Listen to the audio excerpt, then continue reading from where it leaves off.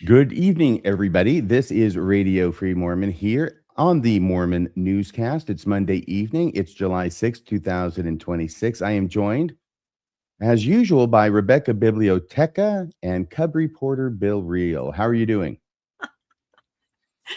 That's cute. Cub reporter. I love that. I'm fantastic. My 4th of July weekend, I'm still recovering from it. I hope you guys had a great time too. Yes, I've only known one other Cub reporter in my life, and I think his name was Jimmy Olsen. Well, excellent. I'll take that innocent persona and see what happens tonight. Okay, please do that. Yeah. That's going to be great. And Bill, how are you doing? And how was your weekend? Life is good. Weekend was great. And here we are back at it. And I think we've got a great newscast tonight. We have such a great newscast. We're going to get right into the newscast. In fact, the first thing we're going to do is look at the thumbnail for it, and I'll just let you take care of it, Bill. Here it is. It's the Mormon Newscast, July 6, 2026. Charlie Kirk assassination case moves forward today. Marks the first day of what is predicted to be a possible 5-day preliminary hearing in Utah in the Charlie Kirk case. And Bill's going to have that story up first. The Charlie Kirk preliminary hearing starts today. Then we have other stories. Who is Porno Skousen and why does it matter? Who is Pono Skousen and why does it matter? That's better. Obviously, I don't know. Elders Oaks and Rasband signal post-Nelson retrenchment? Question mark? That's my story. A Tiancum story, no Mormon expected. BYU, Idaho, teacher's assistant arrested for arson. New child protection guideline may cause major changes in Australia, of all places.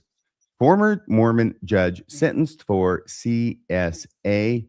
That'll be the last. Hopefully, we'll be hearing about that case. Mormon apostle admits guilt is not motivating members. Well, that could be a problem. A fast, and I think this was just yesterday. A fast designated for religious freedom, or feast. Freedom or feast at America's potluck. Right. Fast or feast. That'll be Rebecca's. St. George woman assaulted over revealing clothing. It's an older story. Not that old, but we also have the PC affidavit, which we'll be reading for you.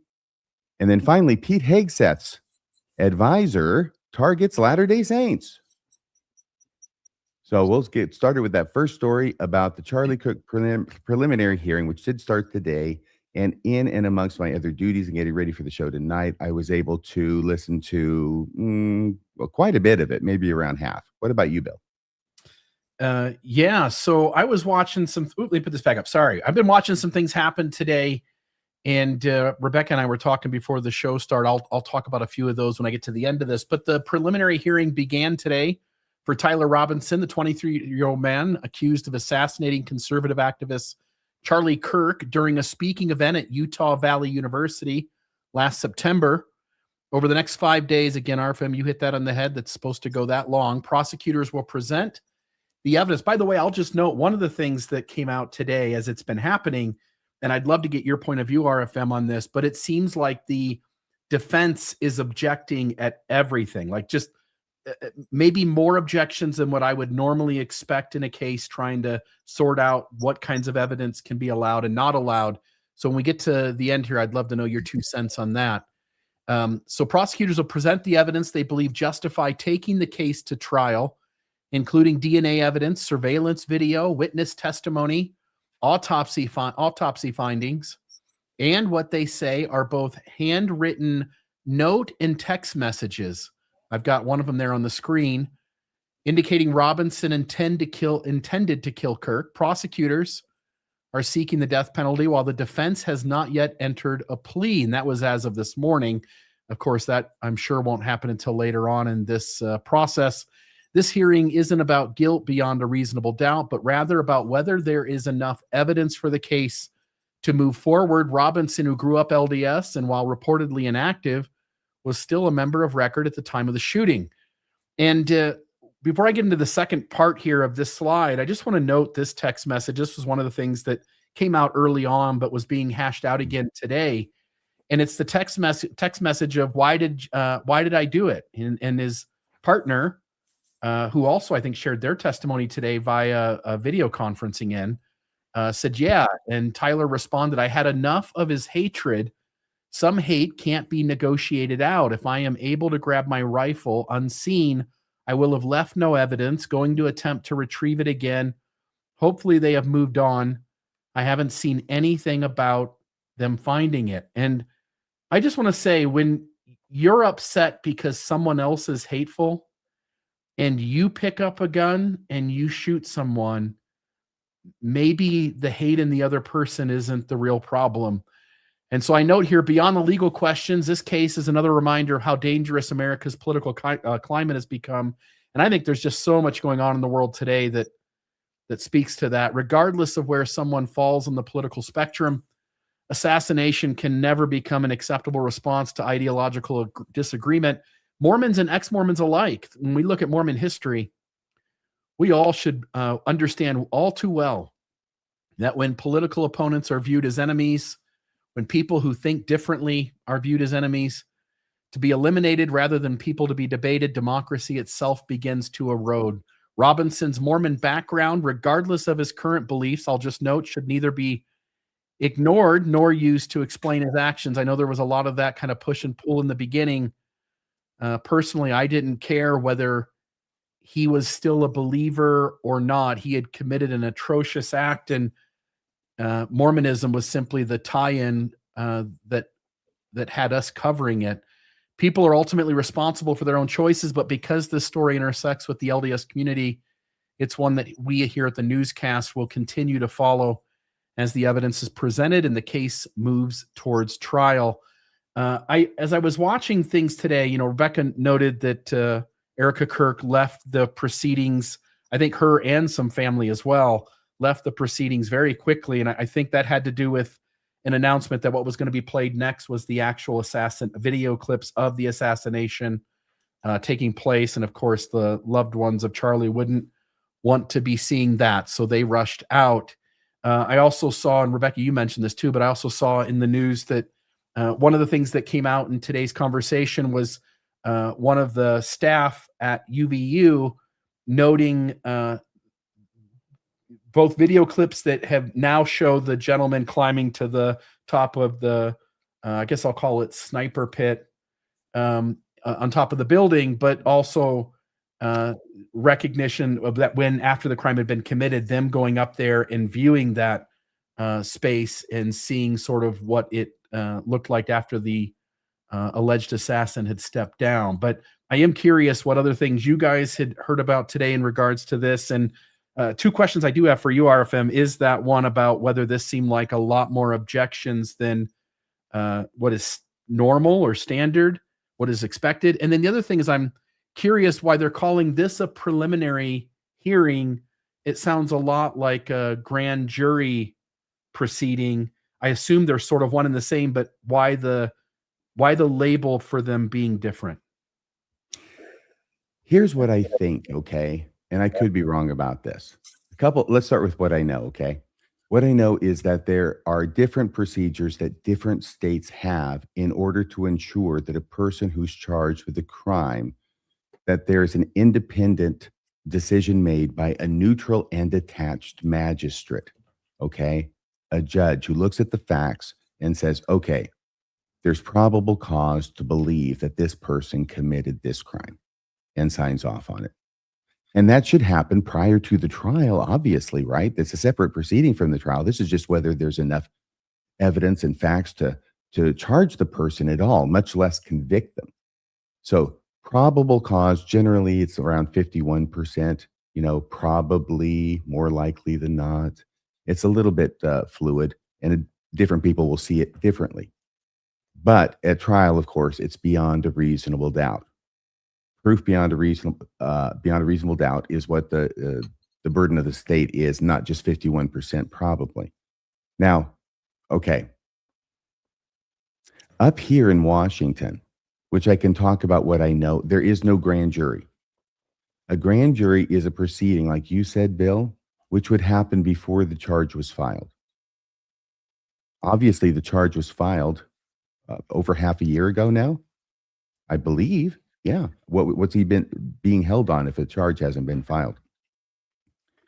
So some states have grand juries, and they determine whether there's probable cause based upon the evidence presented to them by the prosecutor, and there's no defense attorney present at that in a grand jury. All right. Anyway, a grand jury is there to determine not guilt, but whether there's enough evidence to charge. And that's what grand juries do. Up here in Washington, there's no grand jury. It's just submitted to the judges on affidavit of the officer. And if the judge finds that there is sufficient, then the judge signs off on it, and that charge is filed, and it starts the process. The defense can later on challenge whether there was probable cause, but that's something different than the finding of probable cause by the judge in the first place. Now, down there in Utah, where I've never practiced, it appears that this is the procedure during which a judge has to make a determination as to whether there's probable cause for this charge to continue to be filed against Tyler Robinson. It's just so strange to me because it's so late in the process. I imagine that it would have been held earlier unless it had been continued at the request of the defense. I can't imagine that you could just hold somebody without this hearing for this long a period of time unless the defense was agreeing to it. But then again, once again, I've never practiced in Utah. So that's the first question. And I'll try and make the second answer shorter. Okay, I apologize. By the way, this does remind me that I'm wearing my, this is a butterfly tie. And you can see that the tie itself clashes with the shirt, and the shirt also clashes with the pattern in the jacket. So I'm clashing on 3 dimensions, which means that I could be a law school professor. True story. Okay, the other thing is, what the heck are they doing? The attorneys for Tyler Robinson are coming across as amateurish. It's like they are doing a mock trial in law school and not doing a good job of it. With all of this talk about this stuff, okay, the things that they're arguing about are settled matters. These are black letter law, as they call it. All right, it's decided. Nobody's going to be disagreeing with this. I don't think that the basis that you have to lay a foundation for the admissibility of exhibits. They were talking a lot about the photographs today, right? We want this photograph. Well, we're objecting to blah, blah, blah, blah, blah, because they don't have the person who took the photograph, so we don't know when it was taken. And all that has been established, at least as far back as 1985, which is when they cited a case to. And the judge has already, agreed and overruled the objection every single time. They have a standing objection. The standing objection doesn't mean they have to stand up and repeat it every damn time. A standing objection means that it's preserved in the record without their having to stand up and repeat it every damn time. So that part looks a little bit amateurish on their part. And I did note at one point that while they were concentrating on all these losing objections, all what I would consider pointless objections, they missed a really interesting objection, which was when this was in the truck on the way to the studio. I wasn't watching it. I was listening to it. And they were talking to a witness who was talking about a photograph of the roof and the gravel on the roof. And he started testifying that there was an obvious imprint. I don't know if it was a footprint or some kind of imprint in the gravel, all right, that you could not see in the photograph. And the prosecutor says, so you could see more with the naked eye than you can in the photograph. At which point I would interpose an objection and say, Your Honor, if you can see more with the naked eye than in the photograph, then obviously this photograph does not fairly and accurately represent the scene as it appeared at the time. I renew my objection. And then the judge would try and suppress a smile and look at the prosecutor and say, Mr. Prosecutor, that's the basic foundation for a photograph. It has to fairly and accurately represent the scene at the time. So it seemed to me that the testimony inadvertently undercut that foundation that had already been laid, and there was no objection forthcoming. Interesting. Rebecca, any thoughts from you on this story? I just kind of echo what you said at the beginning. It was a lot about Mormonism and trying to figure out if there were ties and his background and all of that. And I am curious if this will come up again. Is this another Mormon moment, which seems to happen every week? Here we are back in the spotlight again with this trial. So I don't know if that will even be mentioned at all, except for by us covering, a little bit of a tie-in, but we'll have to watch and see. Back to you, RFM. All right. Very good. Thank you so much, Bill. I appreciate that. So we have the sideshows up there. And this next story, I think this is Rebecca. This is Pono, isn't it? Pono? Yes, Pono. Although on his Instagram, he does talk about pornography, as a post, pornography. So you weren't too far off. But this is an interesting story that I kind of picked up about an hour after it started unfolding. And there's a lot of twists and turns to it. It's very interesting. Remember when the church put out sort of a highlight post about the stay-at-home dad who was supporting his wife in medical school? And remember how a lot of people said, why is the church posting something like this? What the heck? This doesn't reflect, what they're saying over the pulpit. This is another kind of a post like this. And this is Pono. His post says, I'll kind of just paraphrase it for the sake of time. I'm Pono.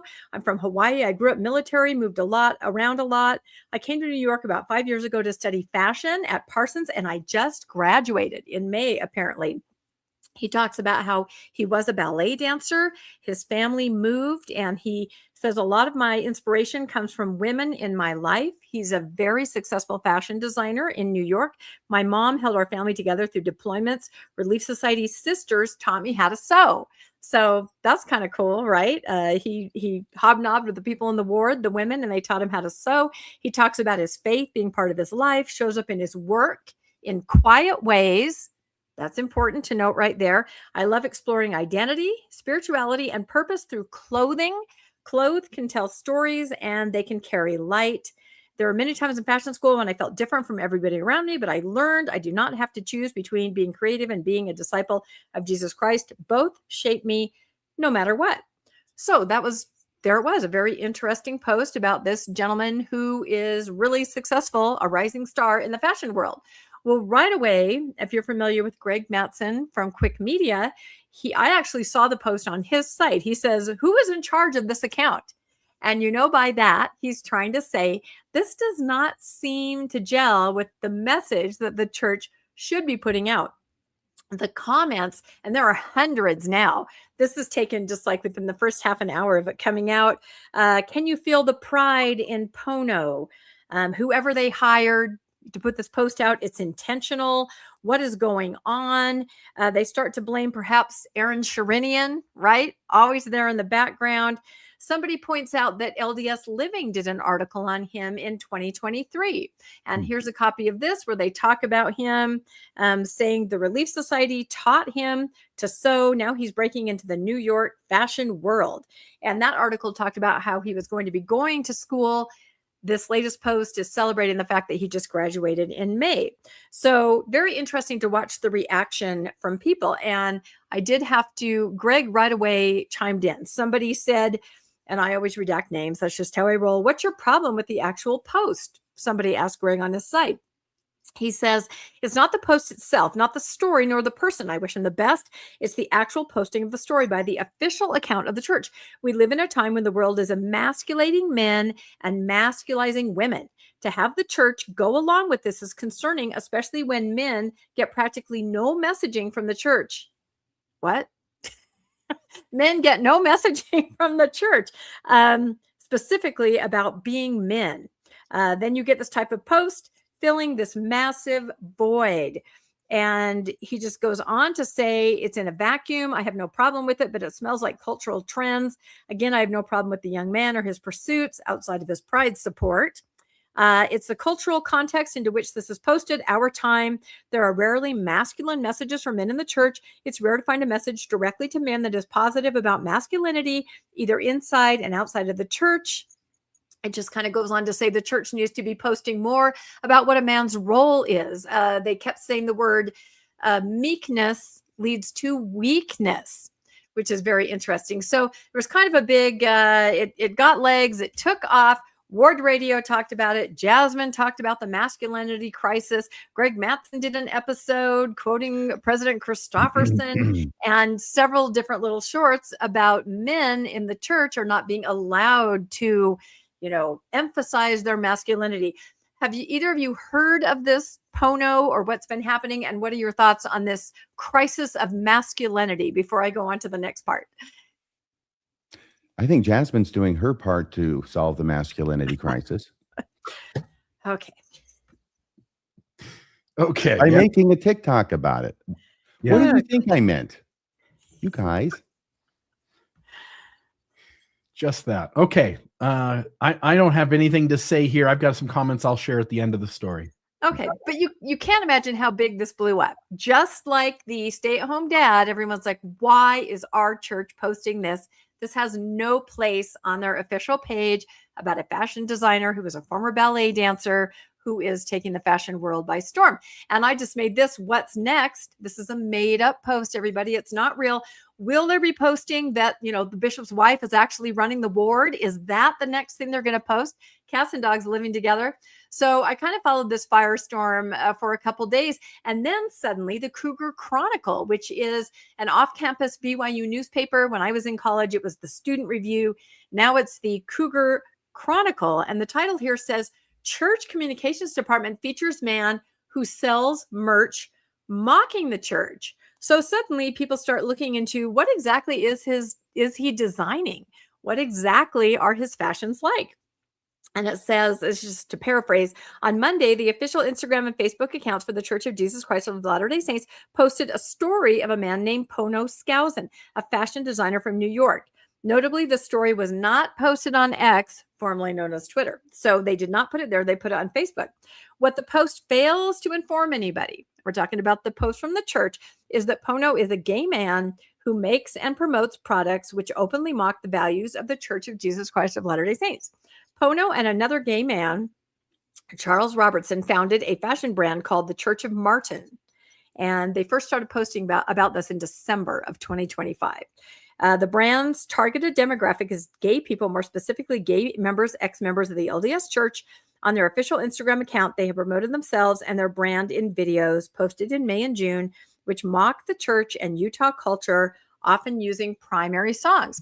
So this kind of gives a whole nother element, there you go, to this entire story. And here are some pictures of their merch. They have same-sex attracted on t-shirts. They have a sort of a Boy Scout theme. They're really playing into sort of the church's treatment and stance on LGBTQ individuals. So the interesting thing that I then found out later today is that Pono was in a bishopric in his student ward, and he was released right after he sort of launched the Church of Martin. So I don't know if that has anything to do with it. He's currently serving in his elders quorum as an activity specialist. So the church seems to have no problem with his merchandise, seems to have no problem having him serve actively in his New York singles ward. And other people are losing their you-know-what over the fact that he was even promoted by the church. So it's an interesting thing to watch. Bill, what were your comments? I know you were kind of holding those till the end. Yeah, a couple of things. One is that if the church is going to take a softer approach, and not a soft approach for sure, but a softer approach than they used to take in decades past, if you're going to make room that people who have who are homosexual, who have attraction towards someone of the same gender, if you're going to make it safe for them to stay in the church. Now, that's if they don't act on it. They're not having sexual activity with anyone, not with someone of the same gender.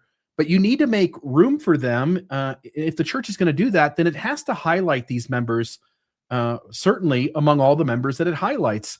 And so I don't have a problem at all, obviously, with them covering his life, giving a little post about who he is and what he does. I would expect more of that in the future. Folks like Jacob Hansen and Quick Media are going to get upset about it. But if we're going to say gay people are allowed to be in this church, then we're going to have to represent them, at least in part, in the coverage that we give of the church. That's one.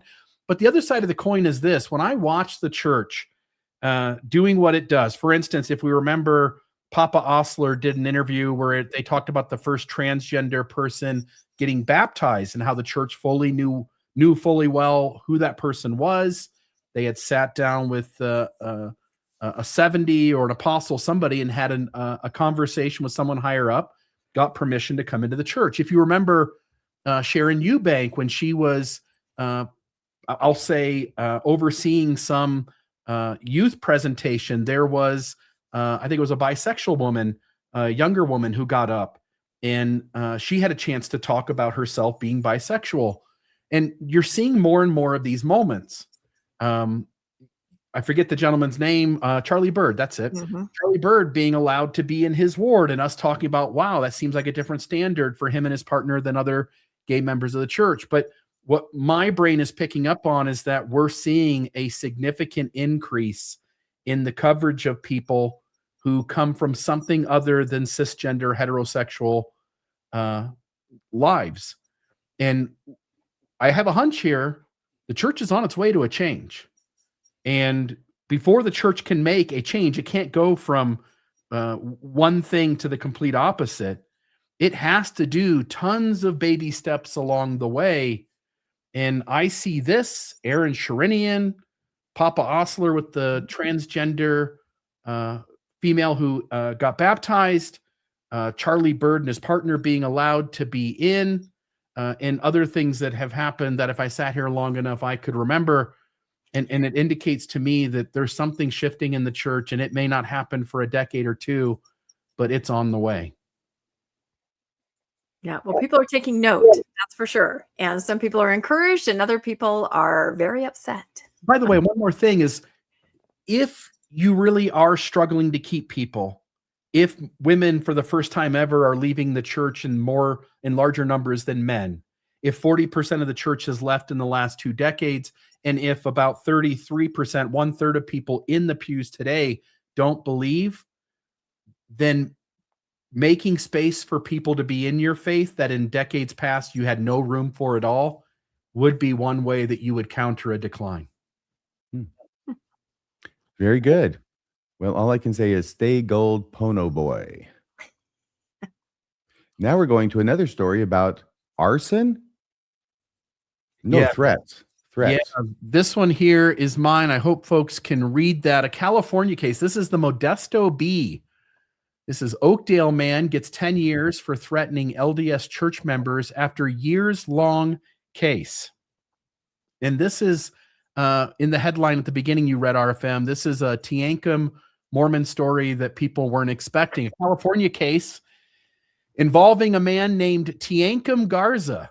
Now, as soon as I saw that, I'm like, oh, he was a Mormon once. Yeah, did he let himself down by a rope? I don't think he did.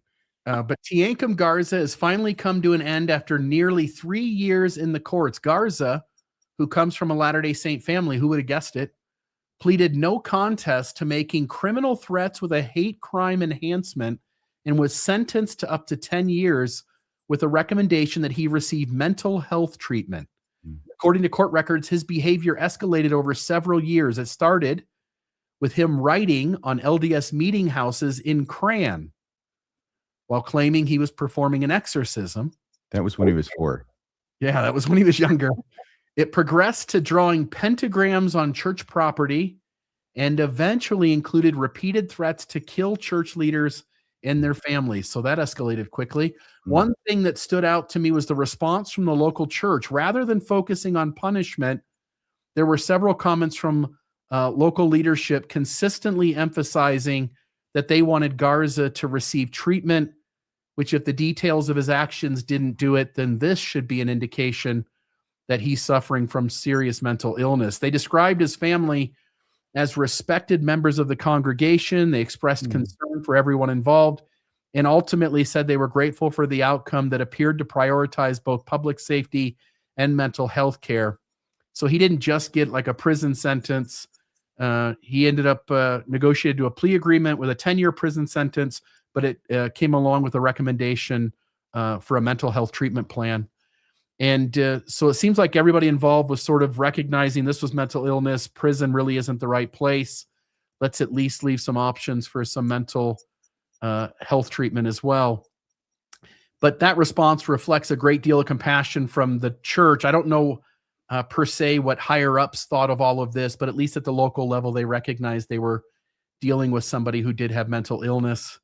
I'll just say, fortunately, unlike the Book of Mormon's fictional character Tiankum, this story is not about military heroics. It's a reminder that when mental illness, religious fixation, and violent behavior intersect, the best outcomes are the ones that protect the public while still recognizing the need for compassionate treatment of mental illness.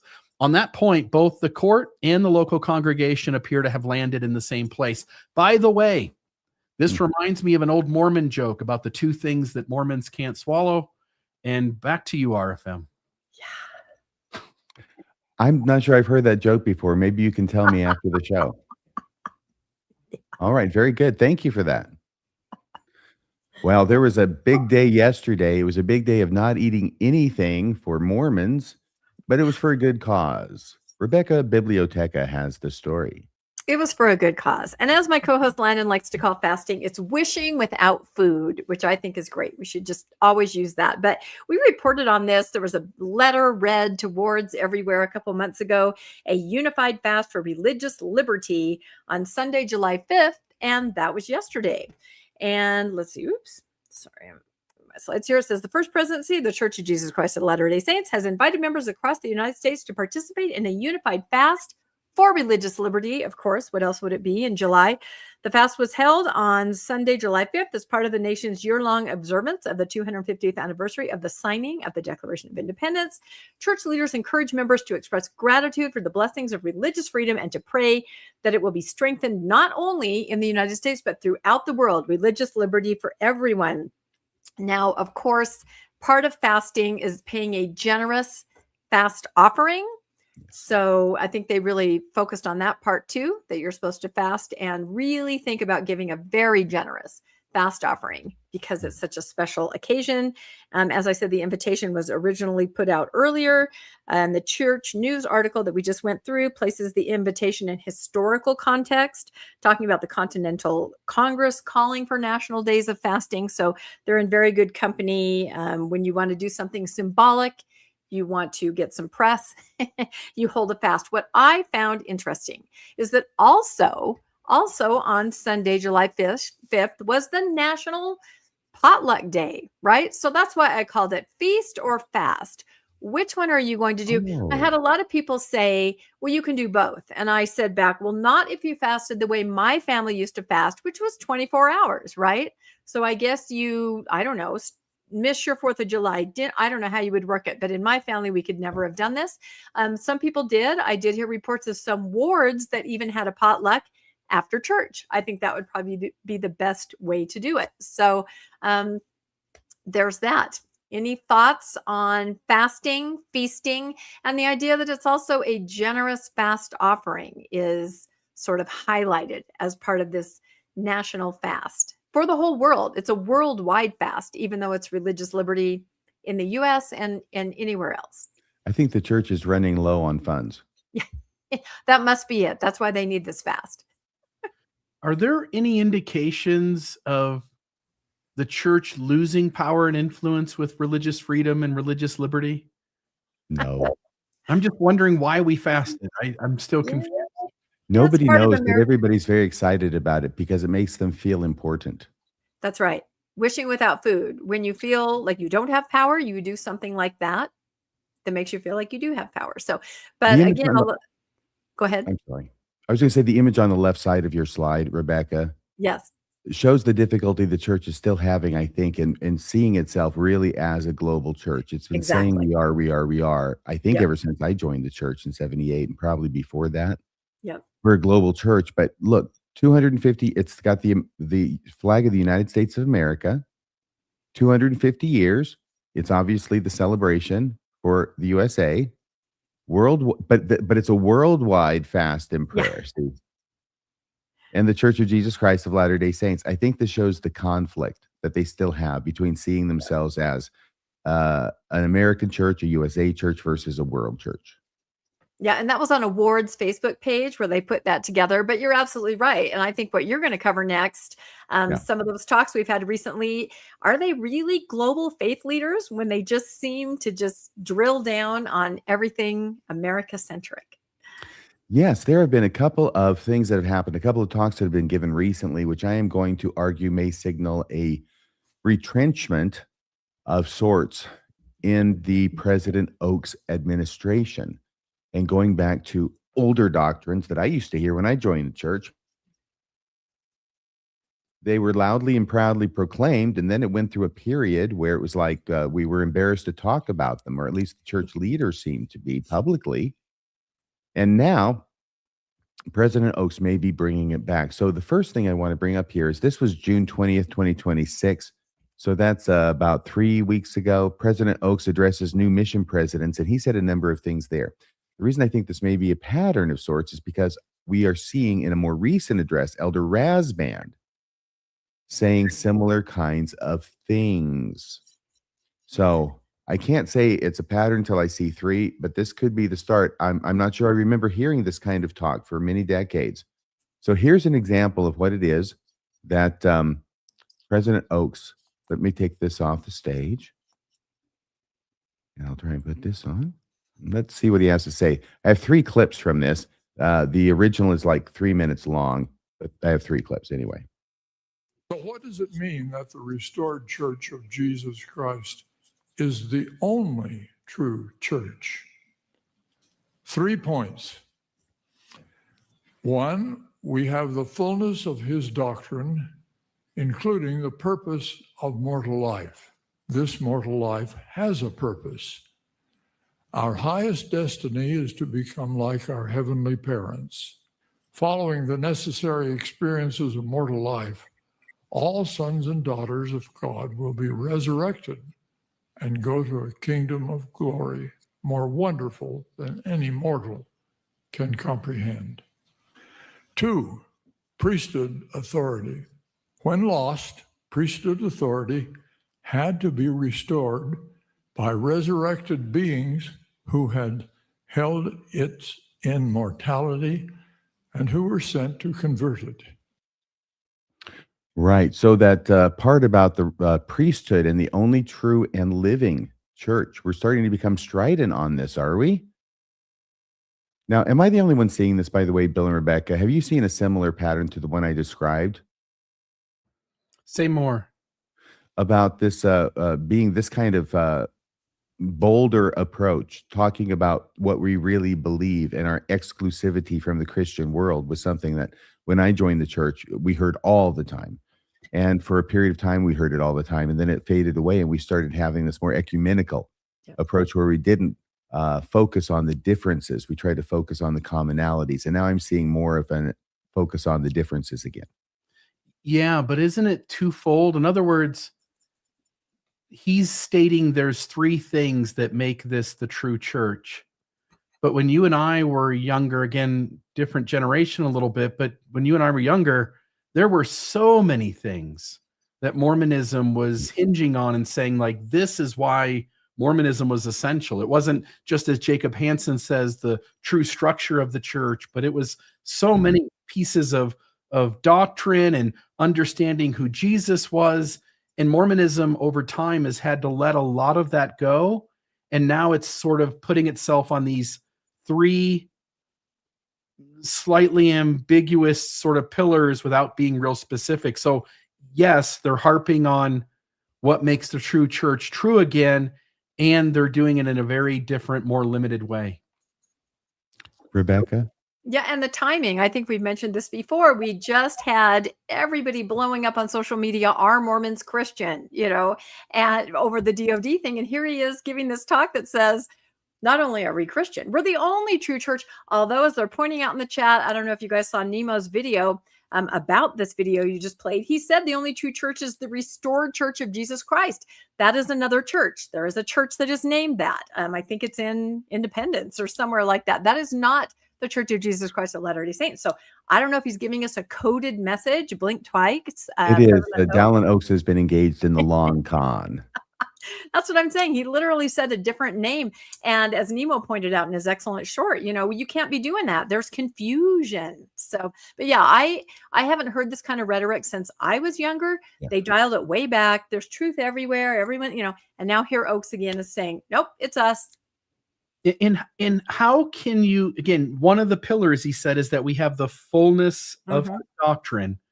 How can you have the fullness of his doctrine when you self-admit in the past you've gotten doctrine wrong over and over and over again, and you self-acknowledge in the future new doctrines can show up? So how can you have the fullness of the doctrine then, now, or in the future? Like it's sort of a pretend game. Like we all just agree that these words don't really mean anything, but we all shake our head and nod our head yes anyway. Yes, fullness means not full. Correct. It's ongoing. Ever since I came up with ongoing restoration, we don't have the fullness, and we admit it right there so that they can make changes under that ongoing umbrella. And we'll go, oh, of course, it's ongoing. It was not ongoing when I was growing up. It was restored past tense, and they've moved away from that. Well, the main thing they want to maintain is the priesthood authority and the keys. And that's what they always hit the strongest. Now, even in a brief statement such as that, and I'll hark you back to remember that he talked about how it had to be restored.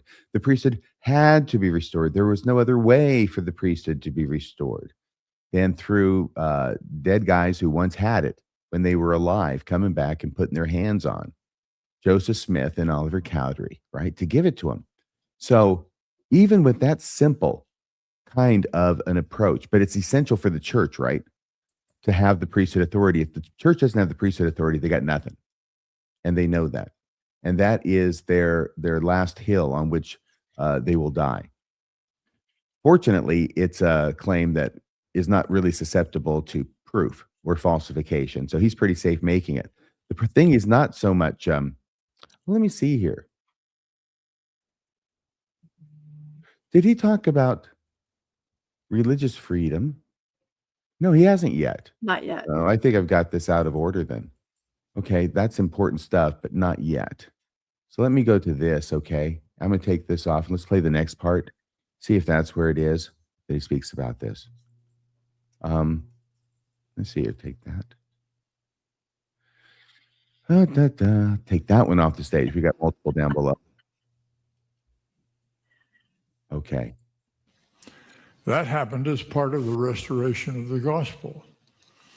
That priesthood authority, together with the keys necessary to direct its operations, are in this restored church and no other. Number 3, testimony of Christ. Our testimony of Jesus Christ is based upon the revelations of God to his prophets and to us individually.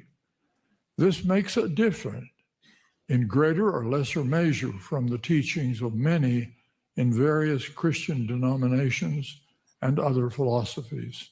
He lives, and his gospel is true. He is the light and life of the world.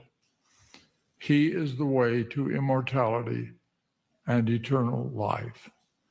The Holy Ghost has given us a witness of its truthfulness, and I rejoice that I can spend my life in proclaiming it, which I do in the sacred name of Jesus Christ. Amen. Amen. Okay, so what are you two laughing at over there?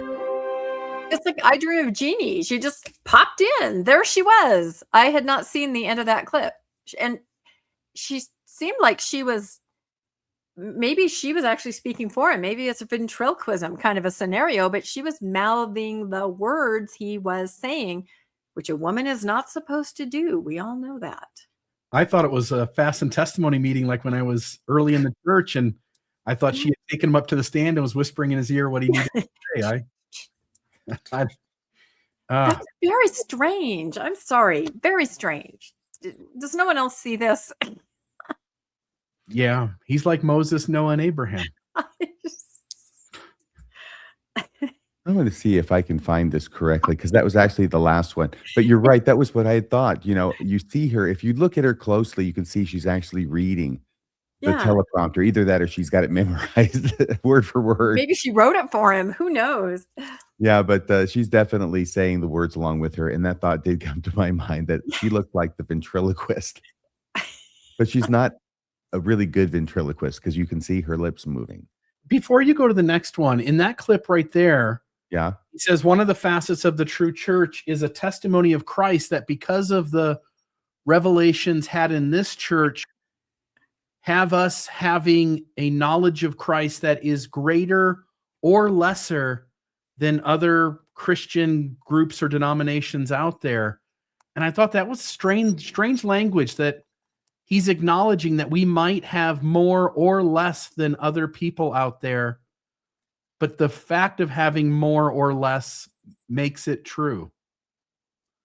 Again, it was a strange thing he said. There's a very strange thing that he says, and I think I have missed it here. Now, hang on a second here. Because he talks about the I'm going to try and do this one because I think it should be here. I'm going to trust myself. That's the first one, RFM. That's the one that you played to begin with. Now, here's the one that I wanted to play, was the very first one. Yeah, this one I think played already, but you can check. Let me just check this, okay? Because I think it's important. I got to find this because he. No, Unmute. Yeah, I can't hear it. You'll have to unmute it there. I just Hang want on. to see her pop in again. You can't hear The this? fashionable There it is. opinion of this age is that all churches are true. If that is so, then all religious messages that identify differences in religious doctrine, like ours, are unimportant. That conclusion can cause us and others a serious loss of religious freedom. So, Okay. Now, here's the thing. I understand him when he says that if all religions are true, then that means any differences between them are unimportant. I can understand that. What I can't get my head around is what he means when he says that the same thing, the idea that all churches are true, can result in a significant loss of religious freedom. Now, I'm not going to answer your comments yet. Let me just go to the slides that I put together, okay? Because I'm trying to mull this over. I don't have an answer to this yet, folks. What does it mean when President Oaks says that religious freedom can be lost through a belief that all churches are true? Apparently, religious freedom in some sense involves the belief that some churches are the only true church, or that one church is the only true church. And religious freedom appears to involve setting the table such that the LDS Church has not only a seat at the table, but a seat at the head of the table. Whatever this definition of religious freedom is that Elder Oaks is using, because I don't think he's being transparent about it. I think this entire thing is a ginned up crusade under the name and banner of religious freedom, but it's actually something else. It's a definition of something different than what normally comes to mind when we think of religious freedom. It's a definition that only he knows and those close to him know, and that I think he hints at here, but doesn't outright say it. Whatever this definition of religious freedom, it does not seem to be the standard definition allowing people to worship as they wish. Now, I want to hear your comments on this, but first I want to play this once again, okay, and see what you think. I will speak today about the Church of Jesus Christ of Latter-day Saints as the only true and living church upon the face of the whole earth. The fashionable opinion of this age is that all churches are true. If that is so, then all religious messages that identify differences in religious doctrine, like ours, are unimportant. That conclusion can cause us and others a serious loss of religious freedom. Okay, so your thoughts. Rebecca first, Bill? Yeah, for me, and I always put everything through the lens of temple building. What he's saying is we're true, the only true church. We are very different. We have some very different ideas. Our ideas are the true ideas, and we are going to beat you over the head with the drum of religious freedom so that we can do whatever the heck we want. And of course, I'm referring to temple building or whatever else. But he basically, I think, is trying to say that we have the God-given right to be incredibly different in our ideas, and no one can stop us. And we can actually kind of, enact our ideas on your town. Again, I'm talking about temple building, and nobody can stop us. I think he just, like somebody said in the comments, I thought was really good. They don't just want a seat at the table of Christianity. They consider themselves at the head of the table. And this is it. This is the way he's saying this very subtly. Don't forget who he's talking to: mission presidents and their companions, right? Who are going to continue taking this message to all of the missionaries. And this will be a lifelong lesson that they will learn. Mm-hmm. Very good. Thank you, Bill. What do you think about this? First, I don't think the general notion of the people on the planet is they think all churches are true.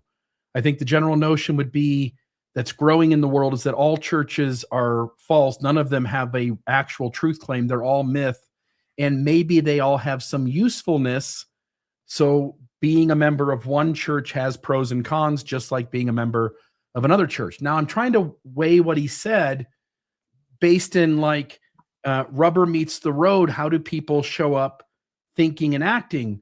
Well, if it's important for the LDS church to be able to have its members think only its church is true, that doesn't mean anything for the outside world. First off, the outside world doesn't think Mormonism is true. And various people from various religions think their church is true. And so I don't even know how in practicality, in lived outward behavior, how you could make an argument from Elder Oak's point of view that we need the whole world to recognize that there is only one true church. We can argue about what that church is. That doesn't hurt religious freedom. 99.9% of the planet not being Mormon and not believing in us, that doesn't hurt religious freedom. What hurts religious freedom is if and again, I have to assume it's Latter-day Saints he's talking about. If Latter-day Saints are permitted to think that all churches have an equal amount of goodness to my church, and my church isn't any more true or false than any of them, that for Elder Oak seems to be what he sees as a risk to religious freedom. But I don't even know how 0.2% of the planet could make that kind of difference in actuality anyway. So I'm more, I've explained what my mind was thinking, and I'm more confused now than before you played the clip. It's a strange way of putting things, isn't it? All I know is that he tipped his hand that he's not using the standard definition. Now we're going to get to the remarks made by Elder Rasband before the 4th of July. I think it was the Sunday before the 4th of July at a Freedom Conference or something, where he also is getting back to basics when it comes to proclaiming Mormon doctrine. And, the stuff that we all grew up knowing and believing and talking about publicly, and we weren't ashamed of it at the time. But then we went through the ashamed phase. Well, we're coming out of it now, and Oaks is bringing it back. So here's what I want to do. I want to put this up on the screen. This is Elder Ronald Rasband at the Freedom Festival at BYU. It was Sunday. It was June 28, 2026, and he got up there and had a great time giving this talk. And boy, when there's a few clips that I saw of the talk, and I read all about it, everything that was published about it. It took me back. I thought it was Mark E. Peterson all over again. I mean, he wrote the book about America, its destiny, whatever it was, where it's all, foreshadowed and prophesied in the Bible, and everything in all history that led to the founding of America was part of God's plan for the restoration of the gospel of Jesus Christ for the Mormons. He did it for the Mormons. Okay, so let me see here. I've got this on the stage. And I take that off. Hey, Bill? Yes. I'm just going to go down here on this other one and do this, okay? There you go. Now, people have been going crazy, okay, because Ronald Rasband is doing this thing about religious freedom. and he says faith's under attack, and all the second coming, Mormons are going crazy, saying, "Oh my God, faith is under attack! Faith is under attack!" But he never gives any examples because faith is not under attack, at least not in the United States of America. But they act like it is, like this is a cause, and they are leading this cause. So this is one of these things, and it has a clip of his talk. So it's just really for the clip of his talk, and you'll see how this kind of stuff gets used in certain circles. What if your right to believe was slowly taken away? Sacred guidance and teachings from our Heavenly Father help us navigate life in these perilous times. As was prophesied, fires and tempests, wars, rumors of wars, and earthquakes in diverse places, and all manner of abominations, plague, famines, and pestilences are ravaging families, communities, and even nations. There is another scourge sweeping the globe, attacks on your and my religious freedom. This growing sentiment seeks to remove religion and faith in God from the public square, schools, community standards, and civic discourse. Opponents of religious freedom seek to impose restrictions on expressions of heartfelt convictions. They even criticize and ridicule faith traditions. Such an attitude marginalizes people, devaluing personal principles, fairness, respect, spirituality, and peace of conscience. Okay, so on the plus side, Elder Rasband is at least speaking in terms of religious freedom, in terms that I understand and recognize as the general position about religious freedom, right? That makes sense to me. But on the downside, it is as if, they're acting like this is just started, that they're on the vanguard of this entire front, when this is at least 40 years old. Isn't this the stuff that was going on back in the 80s and probably back in the 70s and 60s and 50s about 10 commandments and school buildings and prayer in school and all this stuff that's been so settled by now, I believe, for decades? And it's like he's pretending that the church is leading this charge when the battle, I think, for most part, has already been won. I think when you're losing people, scaring the you-know-what out of them works in some cases to bring them back. The doomsday rhetoric is back. All the stuff from when I was growing up, all that crazy hellfire and brimstone, and the church is going to save the Constitution hanging from a thread, and the second coming is moments away. That's all to keep people in the boat, so to speak. It's to scare a certain demographic is going to go, oh yeah, I better not step away now.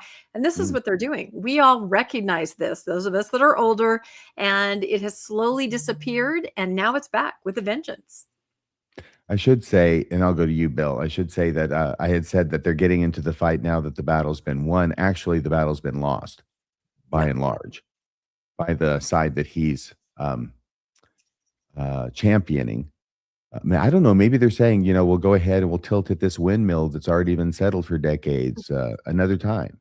Well, what do you think, though? Tim Ballard's stuff too. Remember, this is Tim Ballard's whole thing. All of his CDs and his books, all about our religious liberties and the end is near. This rhetoric has been there in certain subgroups for a number of years, and now it seems it's made its way into the Q15. And they're saying, am I missing this somewhere, Bill, where at least in the United States, that religious freedom is under attack or being infringed in some way, that people can't worship as they wish? The United States is actually maybe I think it's the safest country for religion to do whatever the hell it wants. If religious freedom, religious liberty is under attack, then explain to me how they were able to put in a temple that had a giant steeple in Fairview, Texas, for instance. By the way, I think when we say religious freedom is under attack, I don't think we mean the Methodist. I don't think we mean the religions that meet together peacefully, mind their own business, and do their thing in a healthy, responsible way. I think what he means is that the systems that would scream that religious liberty is under attack is when things like deceptions are being pointed out, money hoarding, fraud and abuse, child sex abuse, manipulating people into people turning over their money. So a lot of like TV evangelists, that kind of thing, bullying people. Again, the Fairview, Texas was a great moment of the church going, we've got religious liberty. We've got religious freedom. Our Lupa says we can do whatever we want to do. The systems that seem most bothered by the loss of religious freedom are the religions that act irresponsibly and unhealthy, that carry out abuse and want some sort of cover for that. That makes me think this. I think that really what Elder Oaks means is this, is that there are a number of places in the law, there have been for a long time, and there are a lot today and will continue to be, so places where there's a conflict in the law. In other words, the religious liberty of the Mormons or of the LDS Church comes into conflict with other rights of other persons, okay? And whether that's LGBTQA or it's A or plus or whatever, I don't know. But that's where it's tending to be and tending to cause the church concern. So I think that the position the church wants to stake out is this, is that whenever those conflicts arise, the church ends up on top of them. Okay. I think that's exactly what it is. Because, I mean, that's where anybody would want to be. Of course, if you're a party in some kind of thing, you want to be the one who gets the exception and the other person has to, suck it up or deal with it or whatever. I think that that's what they want. They always want to be the one on top when a conflict arises. And that's what they are now pleased to call religious freedom. And if I could note for a second, there are a lot of firesides going on all over the U.S. where people go around and in the church, they give firesides about protecting your religious freedoms. These are for young adults, for young men, young women, for adults. You got to know your rights. You got to protect them. And you've got to make sure that you are a champion of religious freedom. This is a drum they are absolutely beating really loud and getting louder among the members of the church. Did we get to you on this, Bill? Yep, we're good. Okay, just want to make sure I didn't skip you inadvertently. All right, so this was, I believe, from the last general conference when Elder Rasband was speaking, but more recently, that Sunday before the 4th of July, Elder Rasband stated this from the church news coverage of his address. Elder Rasband stated that this promised land is a stepping stone to life eternal, to the presence of God, the Father, and Jesus Christ. This promised land, i.e. USA. If we live faithfully, that is why it is called the promised land. That is why we love our country. That is why we love our Lord and Savior. Oh my gosh. I love his enthusiasm, but I looked at this and tried to parse it, and I asked the question. Remember I texted this to you, Rebecca, when you said this to me? I said, so you can't love Jesus unless you are an American who loves your country?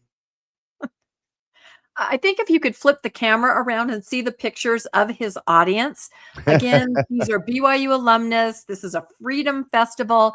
They were decked out. Uncle Sam, red, white, and blue. They were just eating this up. It's a certain demographic that was at this meeting. And I think he got really carried away. And this is why he said some of these things and the things that you're going to go into. This audience was just on fire, right? Yeah, it was Marquis Peterson time. Yep.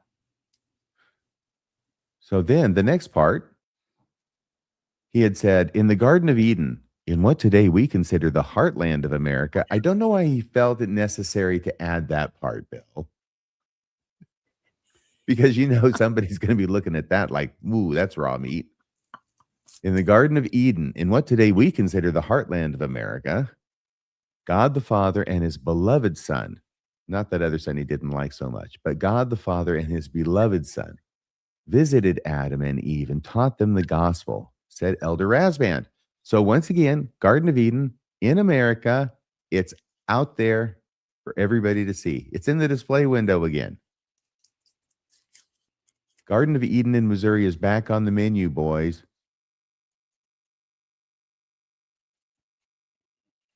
Oh, this is something.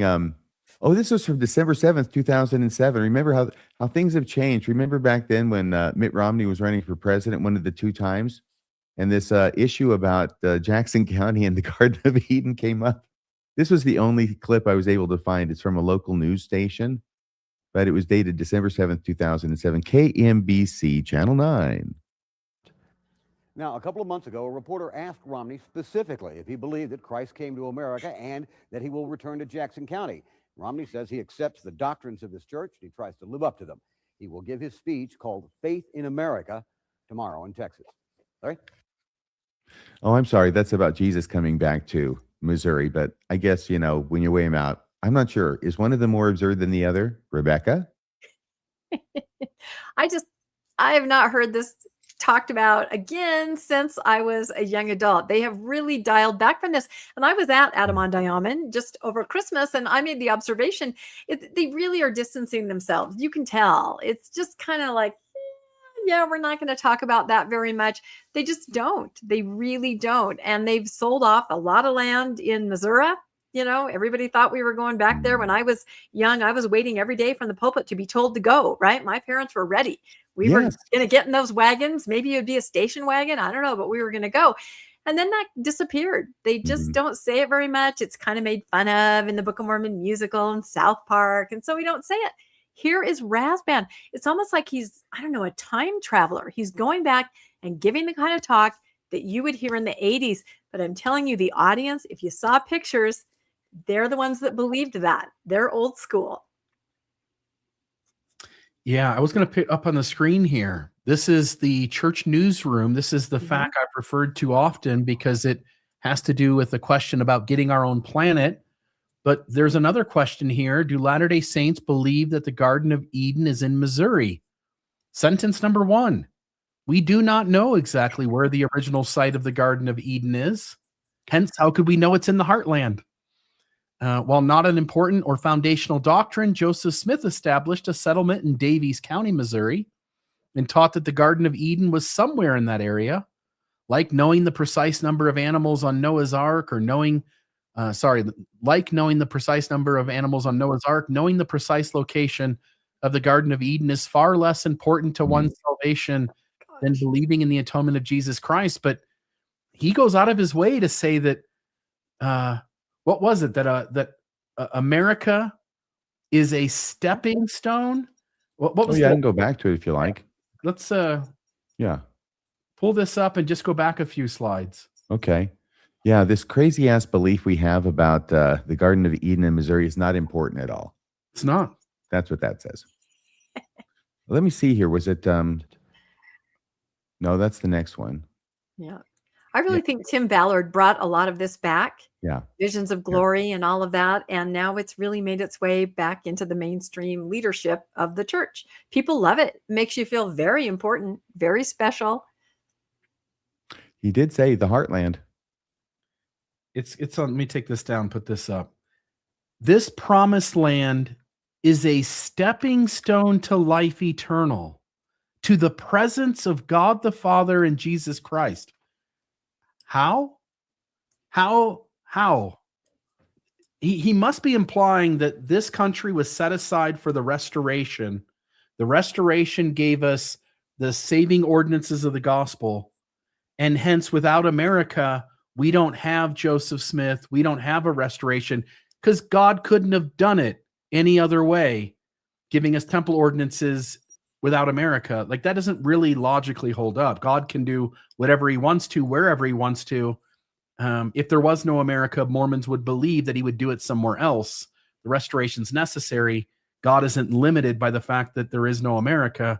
Yeah, he is. It's just bad logic. There was no other place that God could restore his church and have it survive. But everything that's ever happened in the history of America, everything that's ever happened has been so that Joseph Smith could restore the church. And that is the Tim Ballard, that is Visions of Glory. It is through the lens of Mormonism completely. And when I was younger, I was taught that I must have been one of the most righteous people to be born in the promised land as a stepping stone, to salvation. People in America, We are the most righteous. That was part of it. That was part of the rhetoric, and it's back. It is almost as if he's saying that you have to be American to go to the celestial Yeah. kingdom. In so many words. Well, it's a stepping stone. You got to step on it. All right. So that was in the Garden of Eden, and what today we consider the heartland of America. So yeah, he is saying that's such a great point you bring up, Bill. So he's talking and referencing the Garden of Eden being in Missouri in the heartland of America, whereas the official church website says the church takes no official position on this inconsequential doctrine about where the Garden of Eden is located. And it's definitely not necessarily in Missouri. Yeah. Okay, so let me see here. Is that the one? I think you've got it up there. Thank you, Bill. So that was the one we did there. Let me think here. Yeah, that was the one we did there. Okay. He continues to say their posterity eventually became so wicked. This would be the Jaredites. Their posterity, the people at the time of Noah, I think. Their posterity eventually became so wicked that the Lord cleansed the earth with water. The surface fractured into great continents separated by oceans, all to protect what was destined to be the promised land, which the Lord God had preserved for a righteous people. So that's the reporting, and that's the part that's quoted there. I can hear Rebecca saying something. What is it you're saying, Rebecca? You know, I have been ranting about this specific part to anybody that will listen ever since he gave the talk. This is absolutely absurd. He's talking about Pangea breaking up into the continents and the world being formed in such a way that America is set apart, right? Or North America, whatever, the American continent, and preserved. But again, this doesn't make sense. At the time of Noah, okay, so the landmass started to break apart 200 million years ago. There were not human beings at that time as we would know them now, or is he trying to say that in Noah's time, which is within the last 6,000 years, that is when the landmass broke apart? I don't know what he's trying to say, but he's way off. This is a fable and a fairy tale, and he's irresponsible to resurrect this. They used to say this when I was a kid until we went to school and was like, wait a minute, that doesn't make any sense. Until the internet, the church has not said this for decades. I don't know why he's saying it now.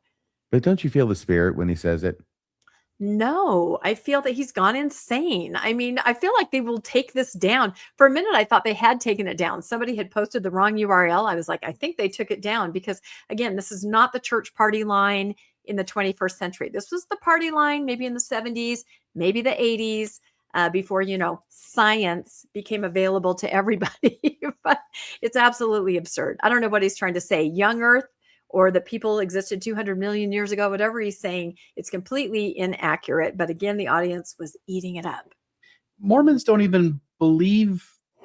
All right. So again, yes, he's arguing that in the days of Noah, while the flood had occurred, while the flood was covering the earth for 40 days, Pangea underneath the ocean's water, the one ocean that covered the entire earth, was splitting up into multiple parts so that one part could be here as a promised land, so that the Lord God had preserved it for righteous people. But when the Book of Mormon DNA stuff came out, didn't we already leave this position entirely and go, hey, whoa, wait a minute. Our church can still be true if we allow all the people from Asia to have come over on the Asiatic land bridge, and Lehi and Nephi and their small little family was just a tiny little speck among a whole bunch of people who were already here. Hence, we've already given up the idea that the Americas were the promised land given especially for these people to do their thing without being bothered by anybody else. In order to keep a different truth claim, we already had to put this one on the altar and sacrifice it.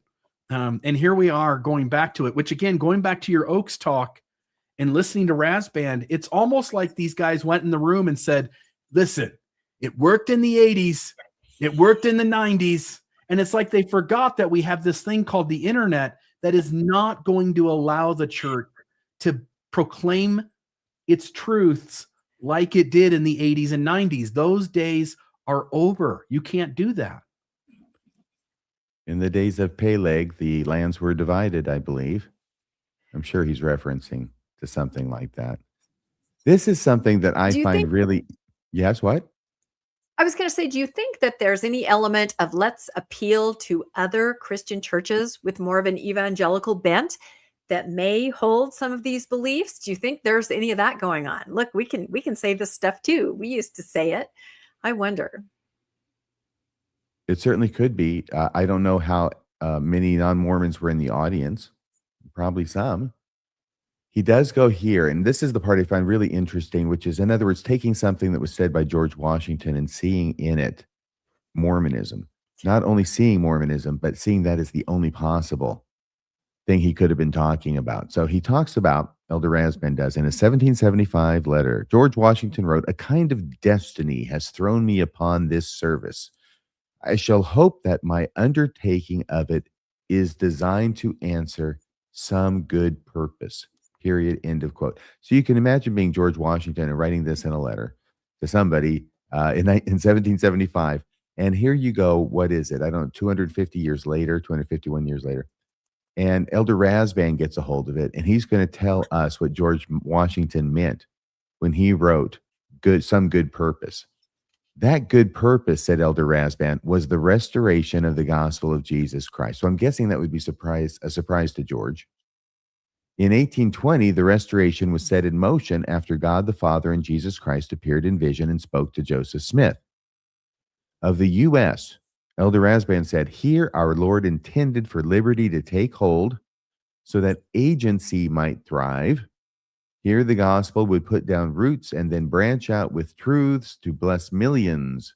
By divine design, it has always been so." Period. End of quote. It's funny, he can't resist the poetic ending, which completely confutes everything he's just said. In other words, he says it's always been so right after saying that America had to be established in order for the gospel to be restored. Anyway, what do you think? Any comments about this? Doesn't it seem like Ballard is reading, or not Ballard, but Rasband is reading Tim Ballard's books? I mean, it seems like he has gone one further than Mormonism does and wants to make this giant conspiracy theory about how, again, America had all these things. Pangea separated during Noah's flood, and this continent was saved just for the Lehi and his family. It feels to me like he's essentially soapboxing what Tim Ballard is suggesting in his books, which is that the founders of this country had interactions with those ancient Book of Mormon characters to prepare this country to be set up so that the gospel could in fact be restored. Yeah, I think it all has to do with religious freedom. If you explain to people how important they are here in America, what their destiny is, what their history was, that everything took place so that Mormonism could survive and flourish on the American continent, and that Mormonism will save America, right? That was a huge party line when I was growing up by the church. yes, it Mormonism still will will. eventually, save it. And The so if you do, Constitution has been dangling by a Yes. thread for a long yes, time now. dangle, dangle, dangle. Yeah, if you do this, if you tell people how important they are and how important their religion is, then they're much more likely to believe they're being attacked, want to protect their religious freedoms, however they think they're being attacked, and they're going to do whatever their church tells them to protect the freedoms. Although if you really ask somebody, my co-host has done this before, to family members, what exactly is being attacked? Can you name something? Well, not specifically, but it is, right? To me, it's the other way around. So I think all this is just part of whipping people up into a nationalistic frenzy and a Mormonism frenzy, and encouraging them to, stay with the church and protect those religious freedoms. But again, it's like a time capsule. It really is. This stuff was every day from the pulpit, and not for the last, I would say, 30 years have we heard this. So, well, speaking of very time interesting. capsules, let's go back 50 years to April General Conference of Oh, there he is. 1976. There he is. And here's a clip. This is in Eldon Tanner. He was in the first presidency when I was baptized, though I was baptized 2 years later. But here he is, a Canadian, talking about the greatness of America in advance of the bicentennial. Yes, all countries are greatly blessed by the Lord. and each is uniquely different in its beauties, its people, customs, and traditions. Today, however, I should like to confine my remarks to a discussion concerning the Western Hemisphere, and particularly to the United States of America, Yes. and to point out the destiny of America in the Lord's eternal plan. The discovery of America was not an accident. The event had been foreordained in the eternal councils. The prophets of old had it in view. Jacob foresaw it when he blessed his son Joseph, calling him a fruitful bough by a well, whose branches run over the wall under the utmost bound of the everlasting hills. Mm-hmm. Moses too made promises to the tribe of Joseph, whose land was to be precious for the things of heaven and of earth, and who would push the people together to the ends of the earth. Now, these are just some of the biblical prophecies. And we have the Book of Mormon record, which tells us the Jaredites, who were the first to come to America. There's the Jaredites. He's covering all the bases. It's 50 years ago. You're right. It's what'd you call it? A time capsule, Rebecca? It's a time capsule. It is. And I mean, you weren't young in the church. I mean, when did you join? What year did you join? 78, when I was 18. Yes. Okay, so right around this. Yeah, but if you were raised as a kid like I was, very impressionable, this is what you believed. You really did believe that you were special and this was your destiny, and it was all about America. So now when we're a global church, now the report is just in on how many wards have been added and how many wards have closed, right? 38 in the US have closed in North America. 94, I think, have opened in Africa. We are a global church. Everything's moving away from America. Why they're doing this now, I have no idea. Well, I'm going to ask both of you this question here, and then we'll close out this story, which has been my main story, obviously, for this evening. Here's the question I want to ask.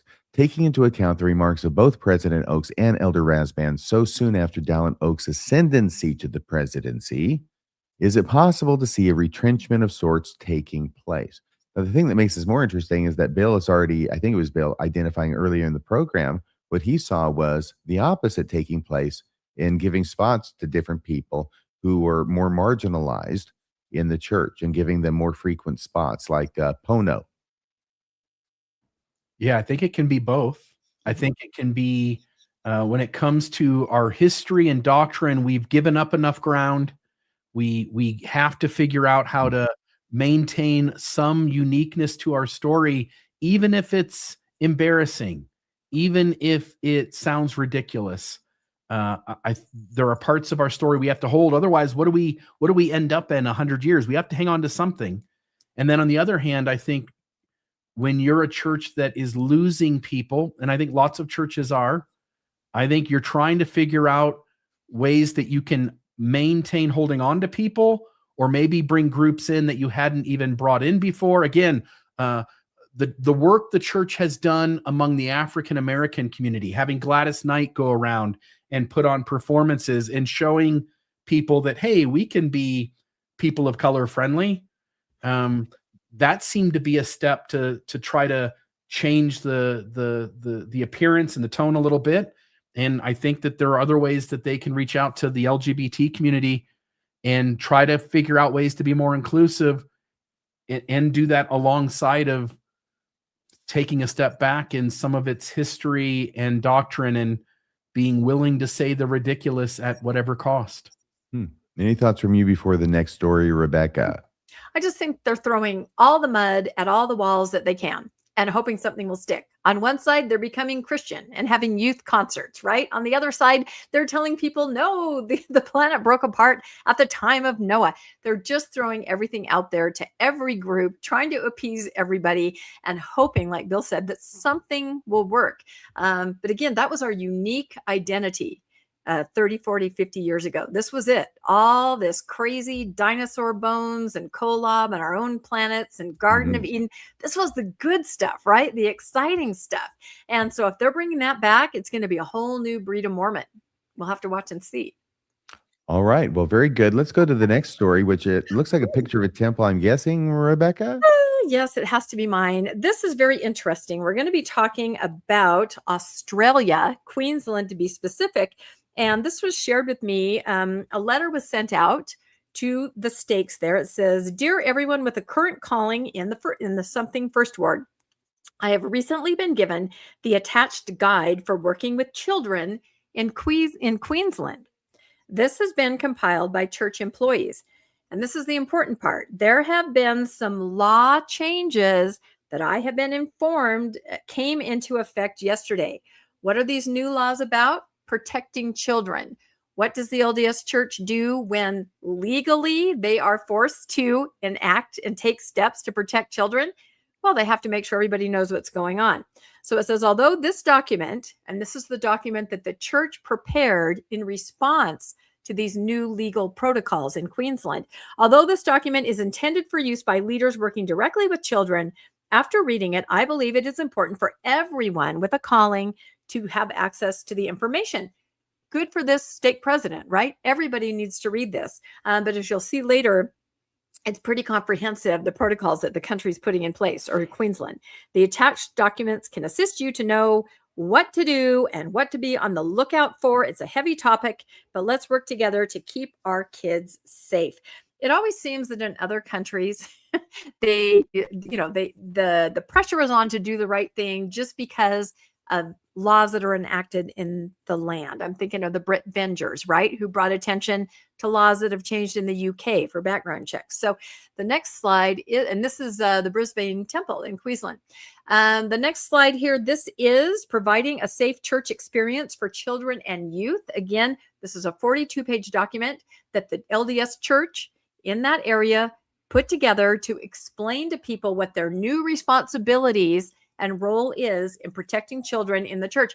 And the laws, they're kind of about institutionally protecting children. And it's very comprehensive. And this is the church's response, 42 pages. So it says, Queensland's Child Safeguarding Handbook, 42-page handbook, explains how church leaders, employees, and volunteers in Queensland, Australia must comply with the Australian child protection laws while serving in church callings involving children and youth. So I kind of just put together, with the help of AI, of course, a summary of what's in this document, because again, it's 42 pages. But there's some parts in here that I will say, I don't know how the church can continue business as usual when you see what some of these guidelines are. And you guys can freeze on these and you can read them. But number one, mandatory government background checks become a legal prerequisite. The handbook says no card, no start. Anybody that works with any kind of youth anywhere, has any contact with youth, is going to have a background check. It's going to have to receive a card that allows them to move forward in working with youth. So, that's something the church doesn't do unless there's a national law or something like this in place that says, hey, you got to do it. There are extensive reporting requirements now. The handbook repeatedly emphasizes that abuse allegations are not simply internal ecclesiastical matters. And this is true. The handbook does go through what the national document is saying: call police immediately, comply with mandatory reporting, cooperate with civil investigators, this kind of stuff.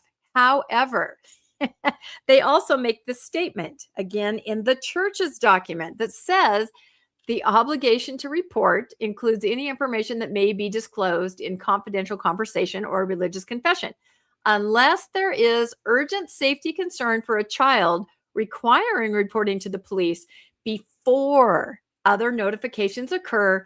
Mission presidents, stake presidents, bishops, and branch presidents must, that's in capital letters, call the Priesthood Leaders Australia Child Protection Helpline phone.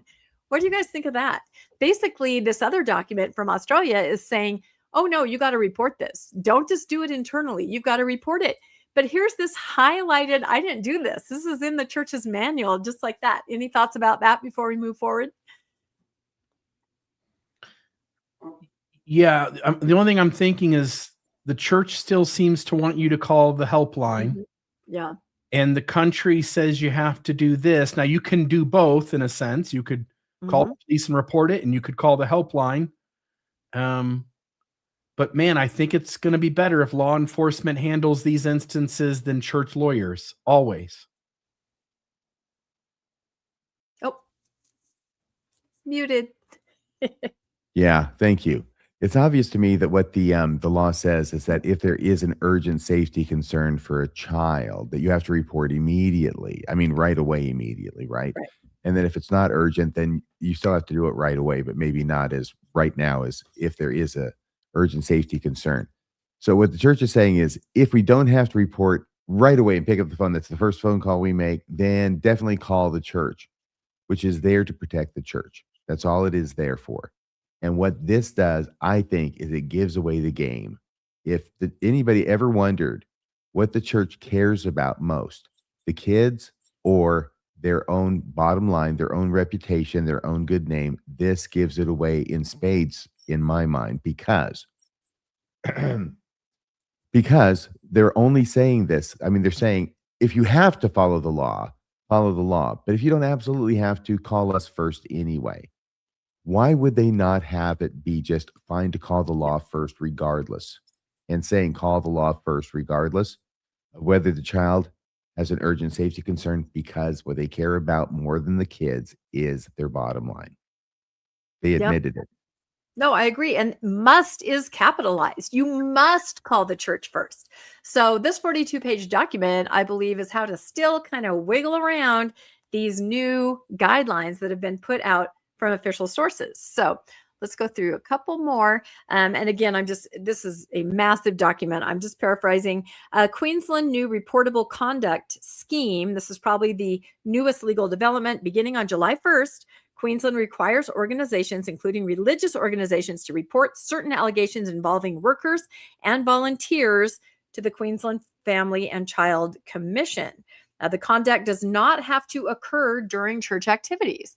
Okay, that's always been a big distinction. It didn't happen at church.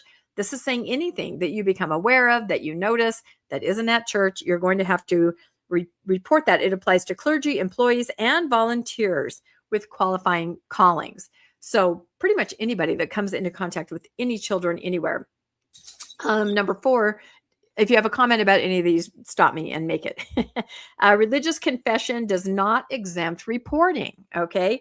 One of the most significant legal statements appears to be the reporting section. The handbook notes that Queensland law requires reporting, even if the information was learned in confidential conversations or religious confession. Okay. So again, trying to make this clear. I know we go round and round about this with the different laws in the US, but it looks like Queensland is just saying it doesn't matter how you hear about it, you have got to report. Hence that statement on the slide before. Now this one is the one that I think may change everything as far as the way the church does things. Much more detail, operational rules than the general handbook. Many policies, one for more prescriptive than members are accustomed to seeing. Examples include no adults changing clothes with youth. Okay. So if you go on a temple baptism trip, you can't go into a dressing room, I guess, and change clothes back and forth. I don't even know how that works anyway. No personal phone photography of children. 2 adults present during meetings and classes. Okay. Transportation rules, overnight sleeping arrangements, changing room etiquette, restroom supervision, online communications, expectations, social media moderation, record keeping requirements. Again, each of these is a massive section. But here is what is extremely interesting to me.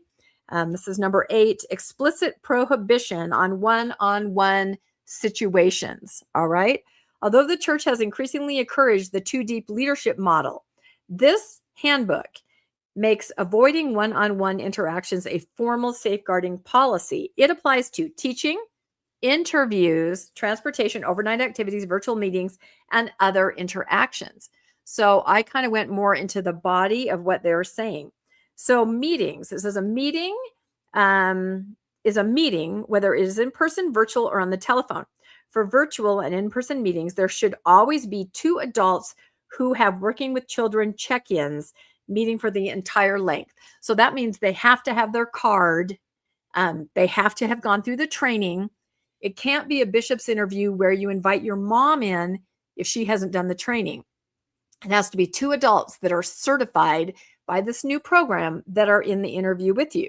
So that's kind of interesting, right? Because right now the policy is, we've always known that you can invite someone into the interview. No, we haven't always known that. Most of us, especially of my age, were put there alone in a room with a grown man, and we were asked things that were really inappropriate. Let's talk about that. The next section is inappropriate conversations. It says clear, direct, and age-appropriate language should always be used in interactions with the youth. In situations where negative language or tone is being used by a child, parent, or guardian or other person, the situation is to be addressed and is inappropriately reinforced. And its inappropriateness reinforced. There's a whole list of how you should be talking to youth.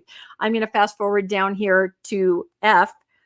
And these are things that you cannot do. Under no circumstance is any form of inappropriate conversations to occur between, with, or in the presence of children or youth. And this includes, it goes through some different things, but F says, have inappropriate conversations or inquiries of a sexual nature.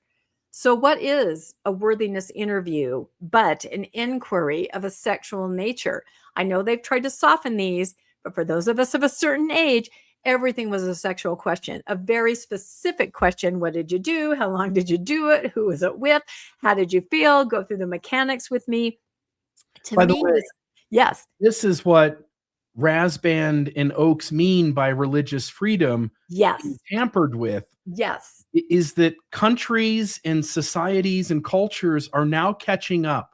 This isn't the 1980s anymore. We recognize that abuse is prevalent. There's a lot more that we can do about it. And we're beginning to put an end to the spaces that used to be safe for unhealthy behavior by adults towards children. Again, that's just one category. And I think it's those kinds of things that the LDS Church and its leadership sees as the world infringing upon its rights. And so I just, again, they're getting it right here. There's no reason why stranger man should be having a question of a sexual nature with a child. That should have an end put to it. Other countries are doing that. Sooner or later, the United States will do things like this too. Where does the church go? It would be better off to get on the front end of this and say, we've received revelation and we need to be a healthier church and make these changes. But instead, they'll be dragged kicking and screaming, only doing it where they're required to. Yep, we have the right to ask sexual questions of children to determine their worthiness so that they can go to the temple. That's our right. That is religious freedom to the LDS Church. I love how you tied that together. Any thoughts on this, RFM? Then I have one more quick slide. I think you're right, Bill. And Rebecca, religious freedom is making it open season on kids in the Mormon Church. Yeah. No, everybody knows what I'm talking about of a certain age. Those interviews really did happen. Those questions really were asked. And, a lot of us try to kind of not think about it or suppress it, but it definitely informed how we grew up. And it's interesting because in this handbook, they don't really address this. I just kind of pulled these out, that were taken from the national guidelines. So I don't know what they're going to do about this, because to me, it's pretty clear.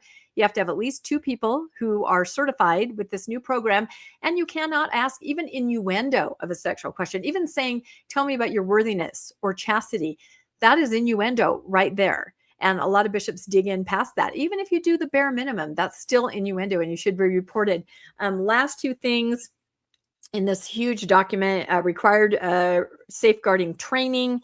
And it's basically anybody that comes into any contact with the child. I think that's why they're giving this handbook to the entire ward, because even volunteer, if you substitute for a class, you're going to have had this training. And then the final one is greater emphasis on documentation, writing down everything that happens, reporting in a certain way. So again, it's a massive document. I'm sure someone will do an episode sometime on it, but it is fascinating to see how in other countries, they take this very seriously. The church kind of scrambles, puts out its own guidelines to have people sort of adhere, but also given ways that maybe they can sort of work around because it doesn't fit with what the church wants to do, especially this interviewing process. And so I made a short today that said, is this the end of bishop interviews, worthiness interviews in Australia? I don't think it is. But they're pretty clear that they're illegal is what they're saying. Doing that is illegal. Yeah, and it should be. So is this passed? By passed, I mean, the law has been passed. It's in force in Australia now. Yeah, July 1st. And that's why this church's own document, 42 pages, is out there explaining the law and explaining how the members have to pivot. If we remember in the UK with the Brit Vengers, they brought to the church's attention, hey, everybody's got to have a background check, or they can come shut you down. I mean, that's simplistic, but you know what I'm saying? So the church did pivot there and had to adhere to the laws of the land. And so I think they're trying here with this document, but there's a lot to work out, because to me, it says pretty clearly, bishop cannot be alone and cannot even say, let's talk about your worthiness, or do you obey the law of chastity? Because that's sexual innuendo right there. And you're talking to an 11-year-old, a child. So it'll be interesting to watch. Okay, very good. Thank you for that story, Rebecca. Next story up is blue. I'm guessing this is Bill. It says missionary work needs members. Elder Renlund says. Yeah, there is a line. This is, by the way, there's nothing out of the ordinary here. He's basically saying that we need members to be member missionaries. Please share the gospel with your friends. Please take pass along cards with you. Please, be excited about the gospel so that people can see your excitement. It's the same old, but there was a line in here that really caught me. One thing that Elder Dale G. Renlund said this week got my attention. He acknowledged that when church leaders teach members they need to be more involved in missionary work, quote, these are his words, quote, many heads hang down, members feel guilty, and little changes, unquote. Now, that's a surprisingly candid admission. The church continues to emphasize that missionary success depends heavily on ordinary members building relationships and bringing investigators to the missionaries. But it also recognizes that the message often lands as guilt rather than motivation. Now, I think there's a reason for that. Most Latter-day Saints aren't resisting because they're lazy. They're responding like normal human beings.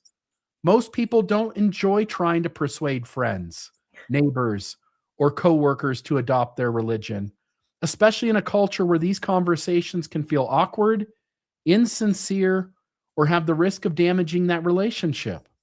When an expectation consistently produces guilt instead of action, it's often a sign that the expectation itself is misaligned with normal human psychology. Adding more reminders rarely solves the problem. It usually just creates more shame while producing the same result. Well, that might be the intended goal anyway, and I sort of think it is. We want you to go out and embarrass yourselves to some extent. We want you to feel shame. We want you to get really uncomfortable and then share the gospel with everyone around you, and no one will join anyway. So it seems like a strange act just to make us all feel things that keep us feeling like the religion has the concoction that heals us while telling us what the ailment is that doesn't really exist. Your guys' thoughts? I think it also keeps you bonded to your tribe, right? Same thing as regular missionaries. You go out into the hostile wilderness, nobody will listen to you. They're not very kind to you. Maybe they throw water on you. Who knows what they do when you're trying to preach the gospel? Doesn't work. You go back to your tribe where they understand, you're accepted, you're bonded more than ever with your ward, your stake, Mormonism, right? Because it's too hostile out there. Nobody gets it. Too bad. So yeah, it's a psychological technique. Mm. Well, I think the field may not be as white and all ready to harvest nowadays as it was back in the 80s when I got back from my mission and I was a stake missionary and then a ward mission leader and everything. And I was sharing the gospel. Still embarrassed, still awkward, by the way. I'm not pretending it wasn't. It was each and every freaking time. But baptizing some people too, including my first wife, much to my regret. So that was the end of that story, Bill. That was it. Thank you for that story. We do want to put a period on the end of the story that we started covering as soon as this judge, Kevin Christensen, I think was his name, was charged with possession of child sexual abuse materials.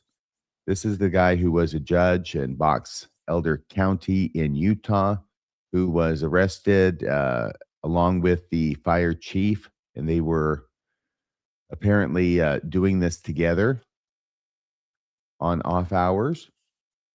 Here's the former Box County Judge Kevin Christensen, sentenced on June 8th, 2026. Hey, Bill, is it possible that we could get this particular thing up? It might, it apparently wasn't on YouTube. Yeah, that's why. We can read this, hear this story and see what happened when he got sentenced. If it will open, let's see. I'm going to refresh this and see what happens here. He says I really messed up, which could be the understatement of the century. Gosh. Oh, let's enjoy this commercial, It's going to be shall we? first. I'll take that down for just a second, and The Mormon Newscast would like to announce a sponsor. Yeah. yeah, It's our first sponsor, actually, and it's some kind of medical thing. Medical devices. That makes sense given our age. Yes. What are you talking about? Our age? My gosh. Oh. Okay, here we go.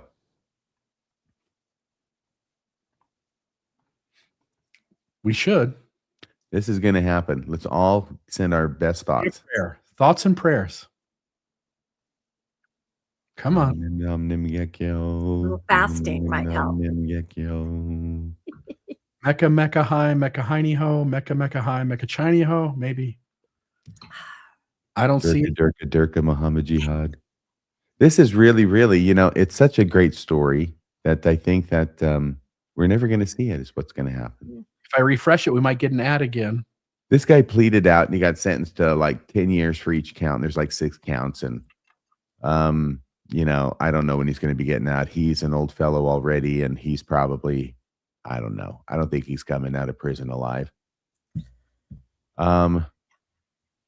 Yeah, I got no idea. But that's basically what happened as far as I can recall.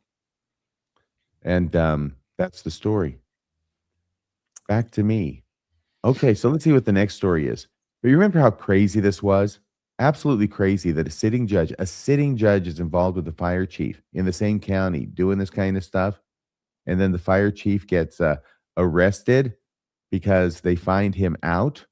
And then they arrest him, take him to jail. And then he appears for his first appearance in front of this judge sitting on the bench to set bail. And the prosecutors are saying, we don't think any bail should be put in place. And the judge says, no, I'll put some bail in place. And the fire chief bails out. And then the cops, who in the meantime are still investigating the computers and such that they seized from the fire chief, find a line of evidence that leads directly to the judge himself. At which point he is arrested and then charged. And that, I think, was about 1.5 years ago.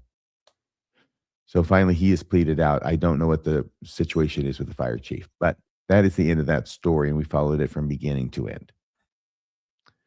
So the next thing is this. This is the arson. Yes, this is my story. And this is extremely sad. And it has to do with young adults and mental health. And I have experience with this with immediate family. So this story is very sad and pretty much broke my heart. But the headline of the story is God Told Him to. Rexburg man charged with arson for lighting his parents' house on fire.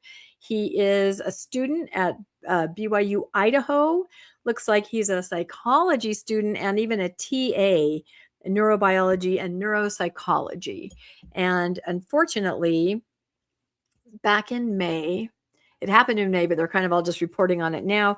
A 22-year-old Rexburg man is facing a felony first-degree arson charge after police say he intentionally set multiple fires inside his parents' home, claiming that God told him to do it. They say he found a lighter and received a message to go around and light different fires in the house. No one else was home. His parents were out of state at the time, but he believed this is something he was supposed to do. Preston Blaine Rosberg called 911 on himself on May 9th and told dispatchers he had set the house on fire because he believed God had instructed him to. When the officers arrived, they say Rosberg repeated that statement and explained he'd used a lighter to ignite several fires throughout the upstairs and downstairs of the home while his parents were out of state. The fire caused an estimated $400,000 in damage. Police transported Rosberg to a behavioral health center for a mental evaluation. And after his release, I'm assuming to family, I don't know that you would release someone at that exact moment. A warrant was issued for his arrest. He has since made his initial court appearance and is scheduled for a preliminary hearing in 2 days, July 8th. First-degree arson in Idaho carries a potential sentence of up to 25 years in prison and a $100,000 fine if convicted. As with all criminal cases, he is presumed innocent until proven guilty. So anyway, I mean, the LDS connection is just that he is a BYU Idaho student, a psychology major, but, just completely heartbreaking for the whole family. I kind of went through their social media and they just, awesome family pictures. And this is something that it reminds me in the past of how mental health was treated by the LDS Church. I will say they do a lot better now. It's almost roulette, but it used to just be, you just need to pray about that. Pray that away. Satan's got a hold of you. It was that kind of attitude when it came to mental health issues that so many people have. And now I think they're trying to do better, but it's something that's often hidden, especially in LDS families, because you do feel, what did we do wrong? We're not righteous. We have a mental health issue in our family. Why can't we just pray it away? I'm so glad that hopefully is changing. But even so, just a really sad story, and we'll keep you updated on what happens. This kid, he's just a kid, 22. So like I said, breaks your heart. Any thoughts on this, you guys? I'm just glad he didn't call the police and report that God told him to cut off some guy's head with a sword. Okay, yeah. There is that. Yeah. The point that you're making, RFM, I think is a good one, which is mental illness is going to happen. People are going to hear voices. There's a small segment of society who's going to experience their world that way. But religion comes in and goes, yeah, you should have voices in your head and you should listen to them. And they might tell you to cut off a person's head or to sacrifice a child. And I remember all the time, I'm 47 years old, all my time growing up, I've heard numerous stories of mothers drowning their kids in bathtubs and saying that a voice told them to do so and they thought it was God. So we're going to have a little crazy around us, that's for sure. But religion gives that crazy at times a stamp of approval. And I think we talked about this before in various places in post-Mormonism, but when we have conversations around Abraham sacrificing his son Isaac, wouldn't we all be better off if we understood that the challenge God was giving was to see if Abraham wouldn't obey as a good thing? Because if I heard a voice telling me to burn my parents' house down, the first thing I'm doing is checking myself into a hospital. Yeah. Wasn't it? I think it was Elder Stevenson. I want to say about 8 months ago, there was kind of a hubbub over the, Nephi slaying Laban. And he kind of said, no, that's different because number one, Nephi didn't want to do it. And number two, he confirmed that it was God telling him to do it. So that's why it's valid. And I say, the Lafferty brothers have entered the chat. You're exactly right. High demand, high control. It gives this kind of strange outlet that can cause problems. So I just hope this young man gets help, which he can. There is help available, and I hope his family is supportive. And hopefully there's some kind of leniency in the court and a good outcome. So it's just sad. Yes, Nephi asked the angel for his papers. Yeah. All right. So the next story is going to be, I think this is Bill's story. It has to do with Pete Hegseth. This is crazy. If you think all the crazy is inside Mormonism, it's not. The crazy is outside Mormonism too. So the Salt Lake Tribune printed this article. Pete Hegseth, spiritual advisor, longs for a day when Latter-day Saints can't hold office or possibly even vote. Now, we've had conversations around politicians being church broke. I think a Mormon politician who has an allegiance to the Mormon church over serving the country should not be in a political position serving the country. But I don't think that all Mormons can't be politicians or all Mormons can't vote. But that's not the case for Pete Hegseth, spiritual advisor. A new Salt Lake Tribune story takes a closer look at Defense Secretary Pete Hegseth's spiritual advisor, Pastor Doug Wilson. By the way, it gets way bigger than those 2 points in the Tribune. Wilson isn't simply a conservative pastor. He has argued that in his ideal society, public office should be reserved for Orthodox Christians only. Meaning Latter-day Saints would be excluded, but also meaning that the three of us would be excluded. He's also expressed support for positions such as restricting women's voting rights, in criminalizing homosexuality. In other words, this isn't just a theological disagreement. It's a worldview that envisions significantly narrowing who gets to fully participate in American civic life. Many members have embraced Christian nationalist rhetoric. Desnat, I think of.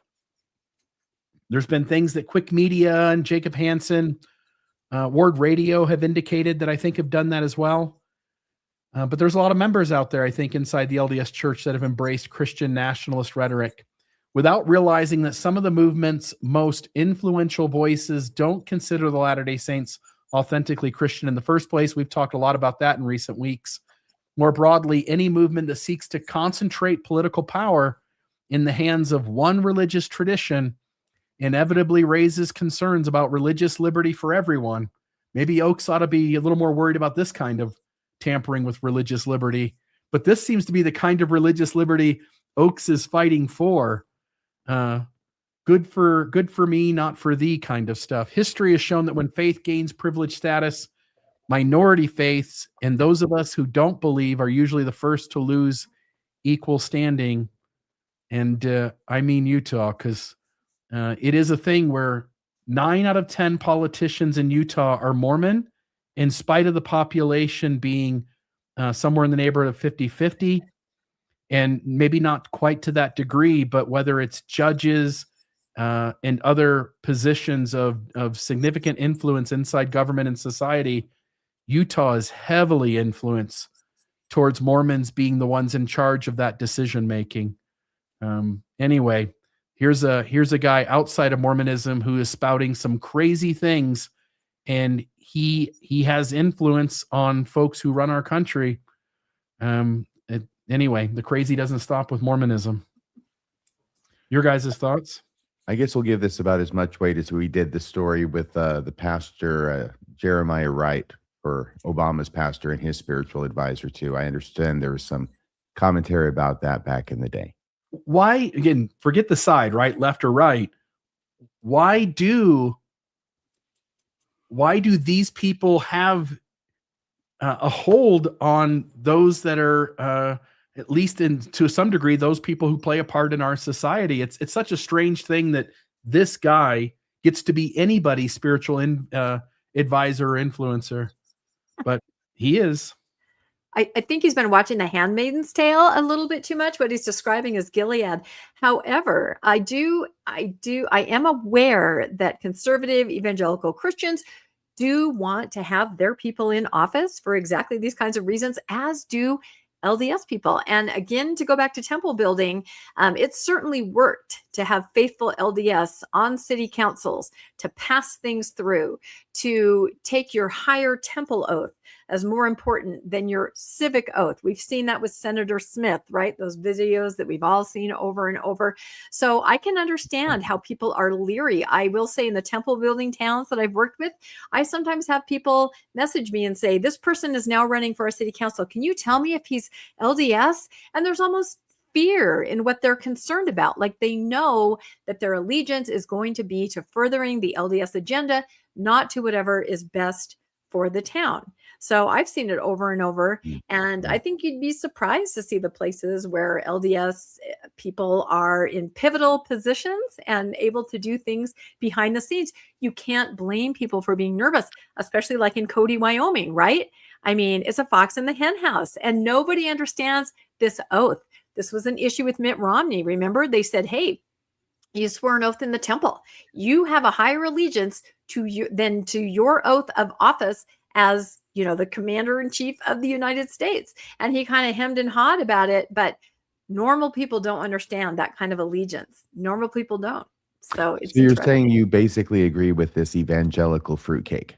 No, but I understand why people are leery when a religion stacks the entire city council. And I look at Heber, right? You got the county commission. Everybody is LDS. They overturn all of their ordinances for the last 20 years, dark sky like that. And then there's the picture of the groundbreaking where the person on the city council has a golden shovel next to President Nelson. A normal person would look at that and say, were you impartial? I don't know. I don't know. I can't say. I'll take that as a yes. All right. So here we are. We were done with that story. Is that correct, Bill? I am done with that story.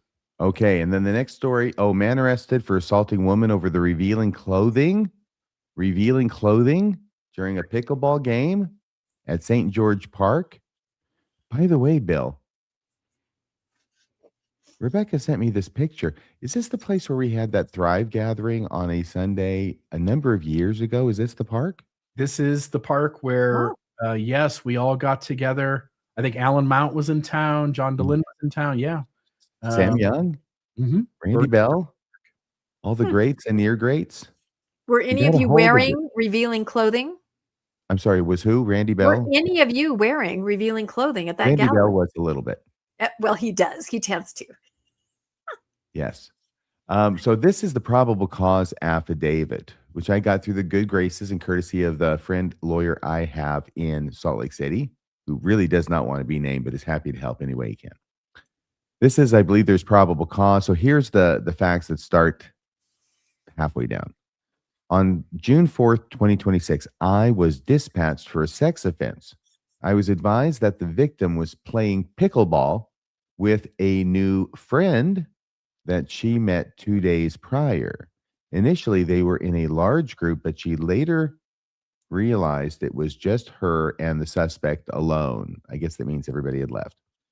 While at Vernon Worthen Park, the suspect became aggressive and flirtatious with unwanted slapping the victim's thigh, slapping it at least 2 times, causing redness. The victim advised the suspect to not touch her and was not flirtatious in return. The victim was extremely uncomfortable and attempted to leave the park. The suspect grabbed the victim by her hair, pulling her head backwards. He then slapped her on her butt. The suspect then made a comment at some point about him slapping her leg because she was wearing revealing clothing.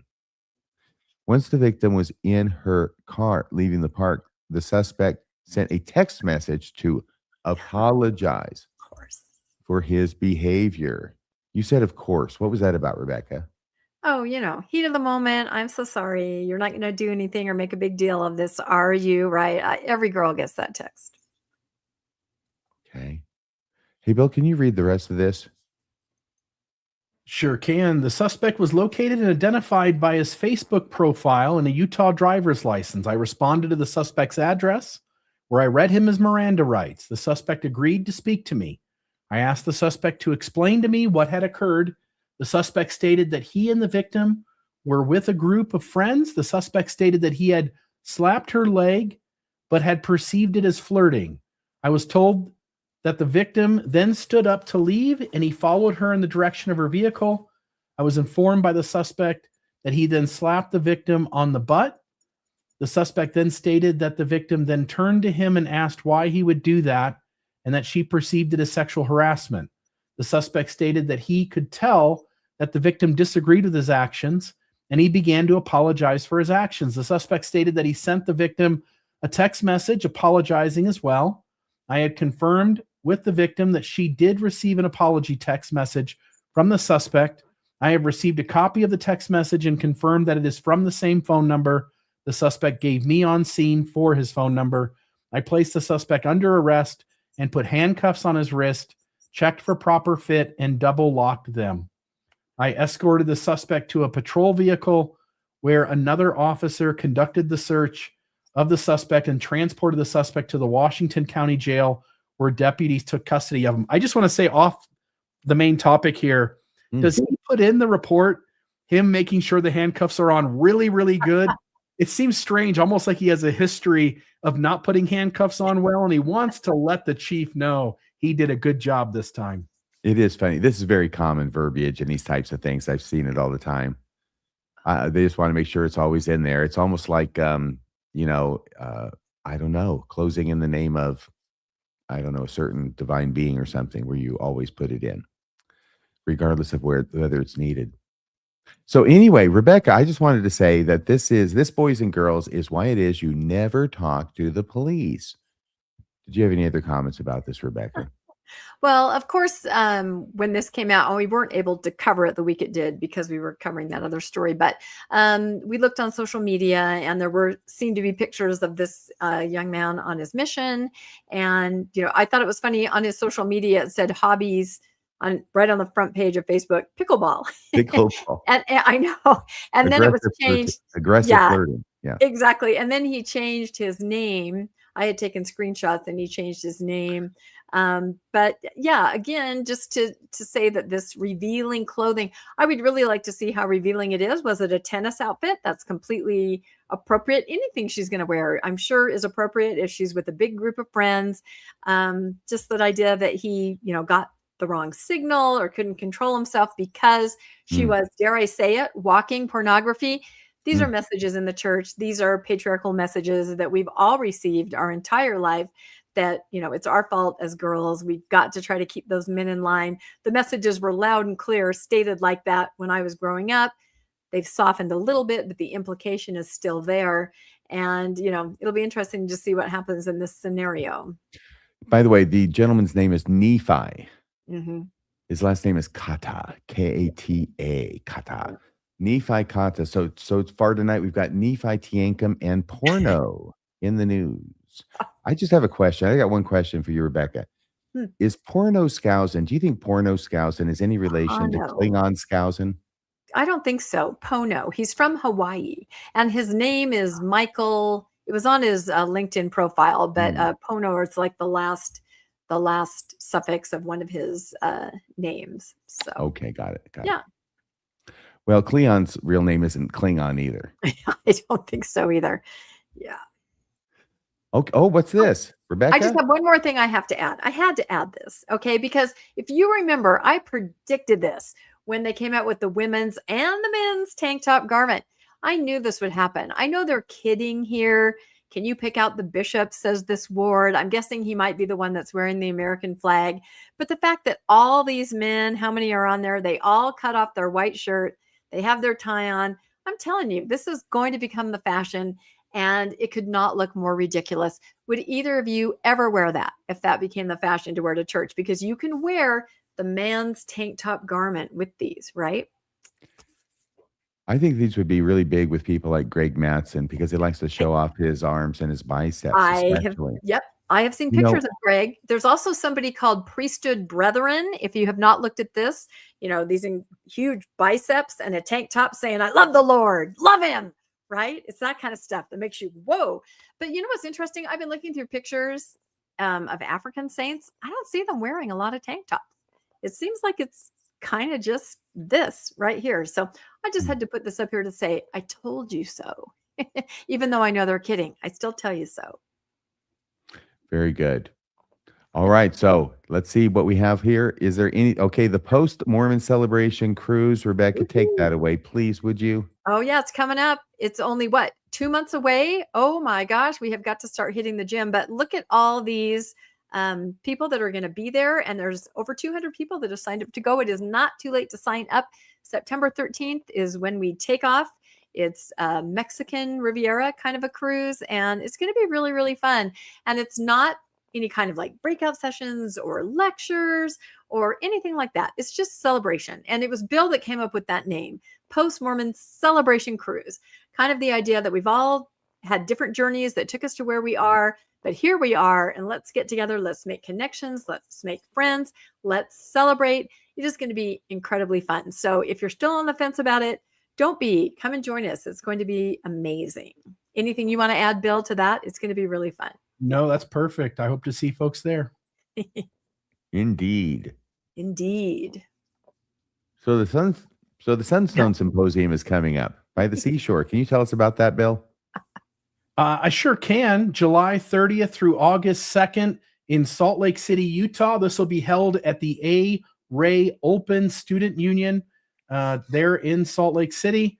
You want to get tickets, you want to register for this, I think you can just go to, I don't know what the website is there for Sunstone. It's not my website, but I'm assuming if you just type in Sunstone on a search engine. Sunstone.org, I think. Yeah.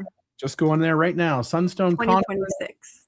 If you just symposium. Sunstone Conference, you get a registration link, and I'll post it in the live chat. Brilliant. Folks can go there and get their tickets. I'm presenting. Are you either of you presenting? No, I'm not nominated this year. I didn't submit anything. I thought I would just be a lazy learner. That's right. We're going to hang out in the cafeteria, right? RFM. And then we'll go, I think they're presenting upstairs. Should we go up? No, let's hang out here. We're going to be in the Breakfast Club. You'll be Ali Sheedy. I will be Ali. You don't think I'm more of a Molly Ringwald type? I don't know. I think you're Molly Ringwald on the outside, but you got Ali Sheedy down below. Okay, you got me pegged. That's exactly right. On the radar, what's going on tomorrow night on Mormonish? Ooh, yes, we have the amazing Dr. John Lendwell. He is going to be talking about ancient myth and religion re-examined. He is always so fascinating to listen to. This is Tuesday. It's at 6 p.m. Mountain Time. That's our regular time slot for Mormonish. And he's just incredible. He just has a font of knowledge and so interesting and so entertaining and so humorous. You guys are going to love this. Love it when Dr. John's on. And then on Thursday, if you go forward, we are going to do episode 4. That's right. That series that everybody keeps talking to me about. I keep looking forward to the next installment every week. I know you are. Everybody is. Are you kidding? It's hot off the presses. More word print studies. And again, reading this into the record because it's very interesting information that's little covered. And these are little bite-sized episodes. And one more thing I want to talk about, kind of in the same vein of what we've been talking about tonight. Our The Good Book Club is meeting on Sunday. It's a virtual meeting over Zoom. And we are having Matt Harris come and talk about his book, The Founding Fathers and the Debate Over Religion in Revolutionary America. If you think the Founding Fathers had Moroni looking over their shoulder so that they could create an America where the restoration could occur, think again. You do not understand the religious ideology of the Founding Fathers. Matt Harris is going to help us go over this. If you would like a link, message me. Email me at mormonishpodcast@gmail.com. He's going to be our guest. It's going to be amazing. Sunday morning, 10 a.m. Mountain Time. Great. Thank you so much. Mormon Discussion Podcast. What's coming up with that, Bill? Well, that slide shouldn't be there, but the next one is for Thursday as well. This is the next in a logical deconstruction of Mormonism. This will be Blacks in the Priesthood Ban. It's less than 6 minutes long. It really quickly walks the listener in to the conundrum of what do we do if there's a prophetic unreliability rather than prophetic reliability? How do we know when prophets are teaching the truth and when they aren't? And so that'll be Thursday. And then RFM, what do we have for Mormonism Live? You've got a new thumbnail. I love this generic thumbnail. In fact, I want to see more of this generic thumbnail. We've got a great show that's planned for Wednesday night. I don't want to spoil any part of you by telling you what it's about, but believe me, it's going to be record breaking. Excellent, excellent. And then what we had was I Finally Made It, the latest RFM. Me and Randy Bell, I finally made it to church history sites in New York and Pennsylvania. It's a lot of fun. There's a lot of video clips that I took while we were over there. Some of them are, I think, they're decent. I think they're fun. I think Randy and I play off each other pretty well. Mormonism After Dark. This is another new thumbnail. I love this thumbnail. I want you to send this to me. We're in the process of talking about new names for this show. We're thinking maybe, I don't know, Friday My Way with Radio Free Mormon, but this looks so darn impressive, this thumbnail. Why would you change? It's a great name. Why would you change it? Just because it's a little too Mormon-y. In other words, trying to let people understand that this is something that is available beyond just Mormonism. People deconstruct from religions other than Mormonism, in other words. So this is trying to be available to that. But dang, this thumbnail's so handsome. It's almost making me change my mind, Bill. It could be Religion After Dark. That would be rad. The acronyms.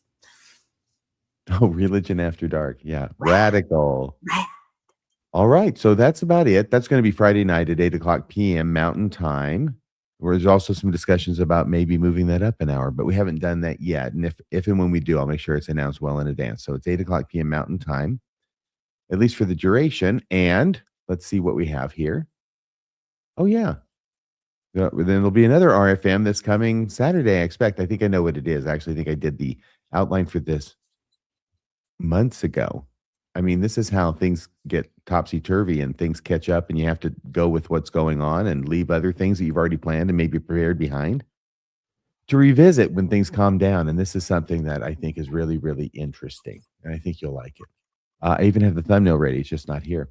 So that's it. Any comments from anybody before we close out the show? Fantastic. That sounds like a comment. I know. I think Bill is no longer a cub reporter. I think he's full-fledged. Do you think so? All right, everybody. Great Caesar's Ghost. We'll see you next week on another episode of the Mormon Newscast next Monday at 6 o'clock p.m. Mountain. Until then, good night, everybody. That's a wrap for this week's edition of the Mormon Newscast. We appreciate you tuning in and sharing this time with us. Keep the conversation going and stay informed on all things Mormonism. Until next week, wishing you peace and joy. See you next Monday at 6 p.m. on the Mormon Newscast.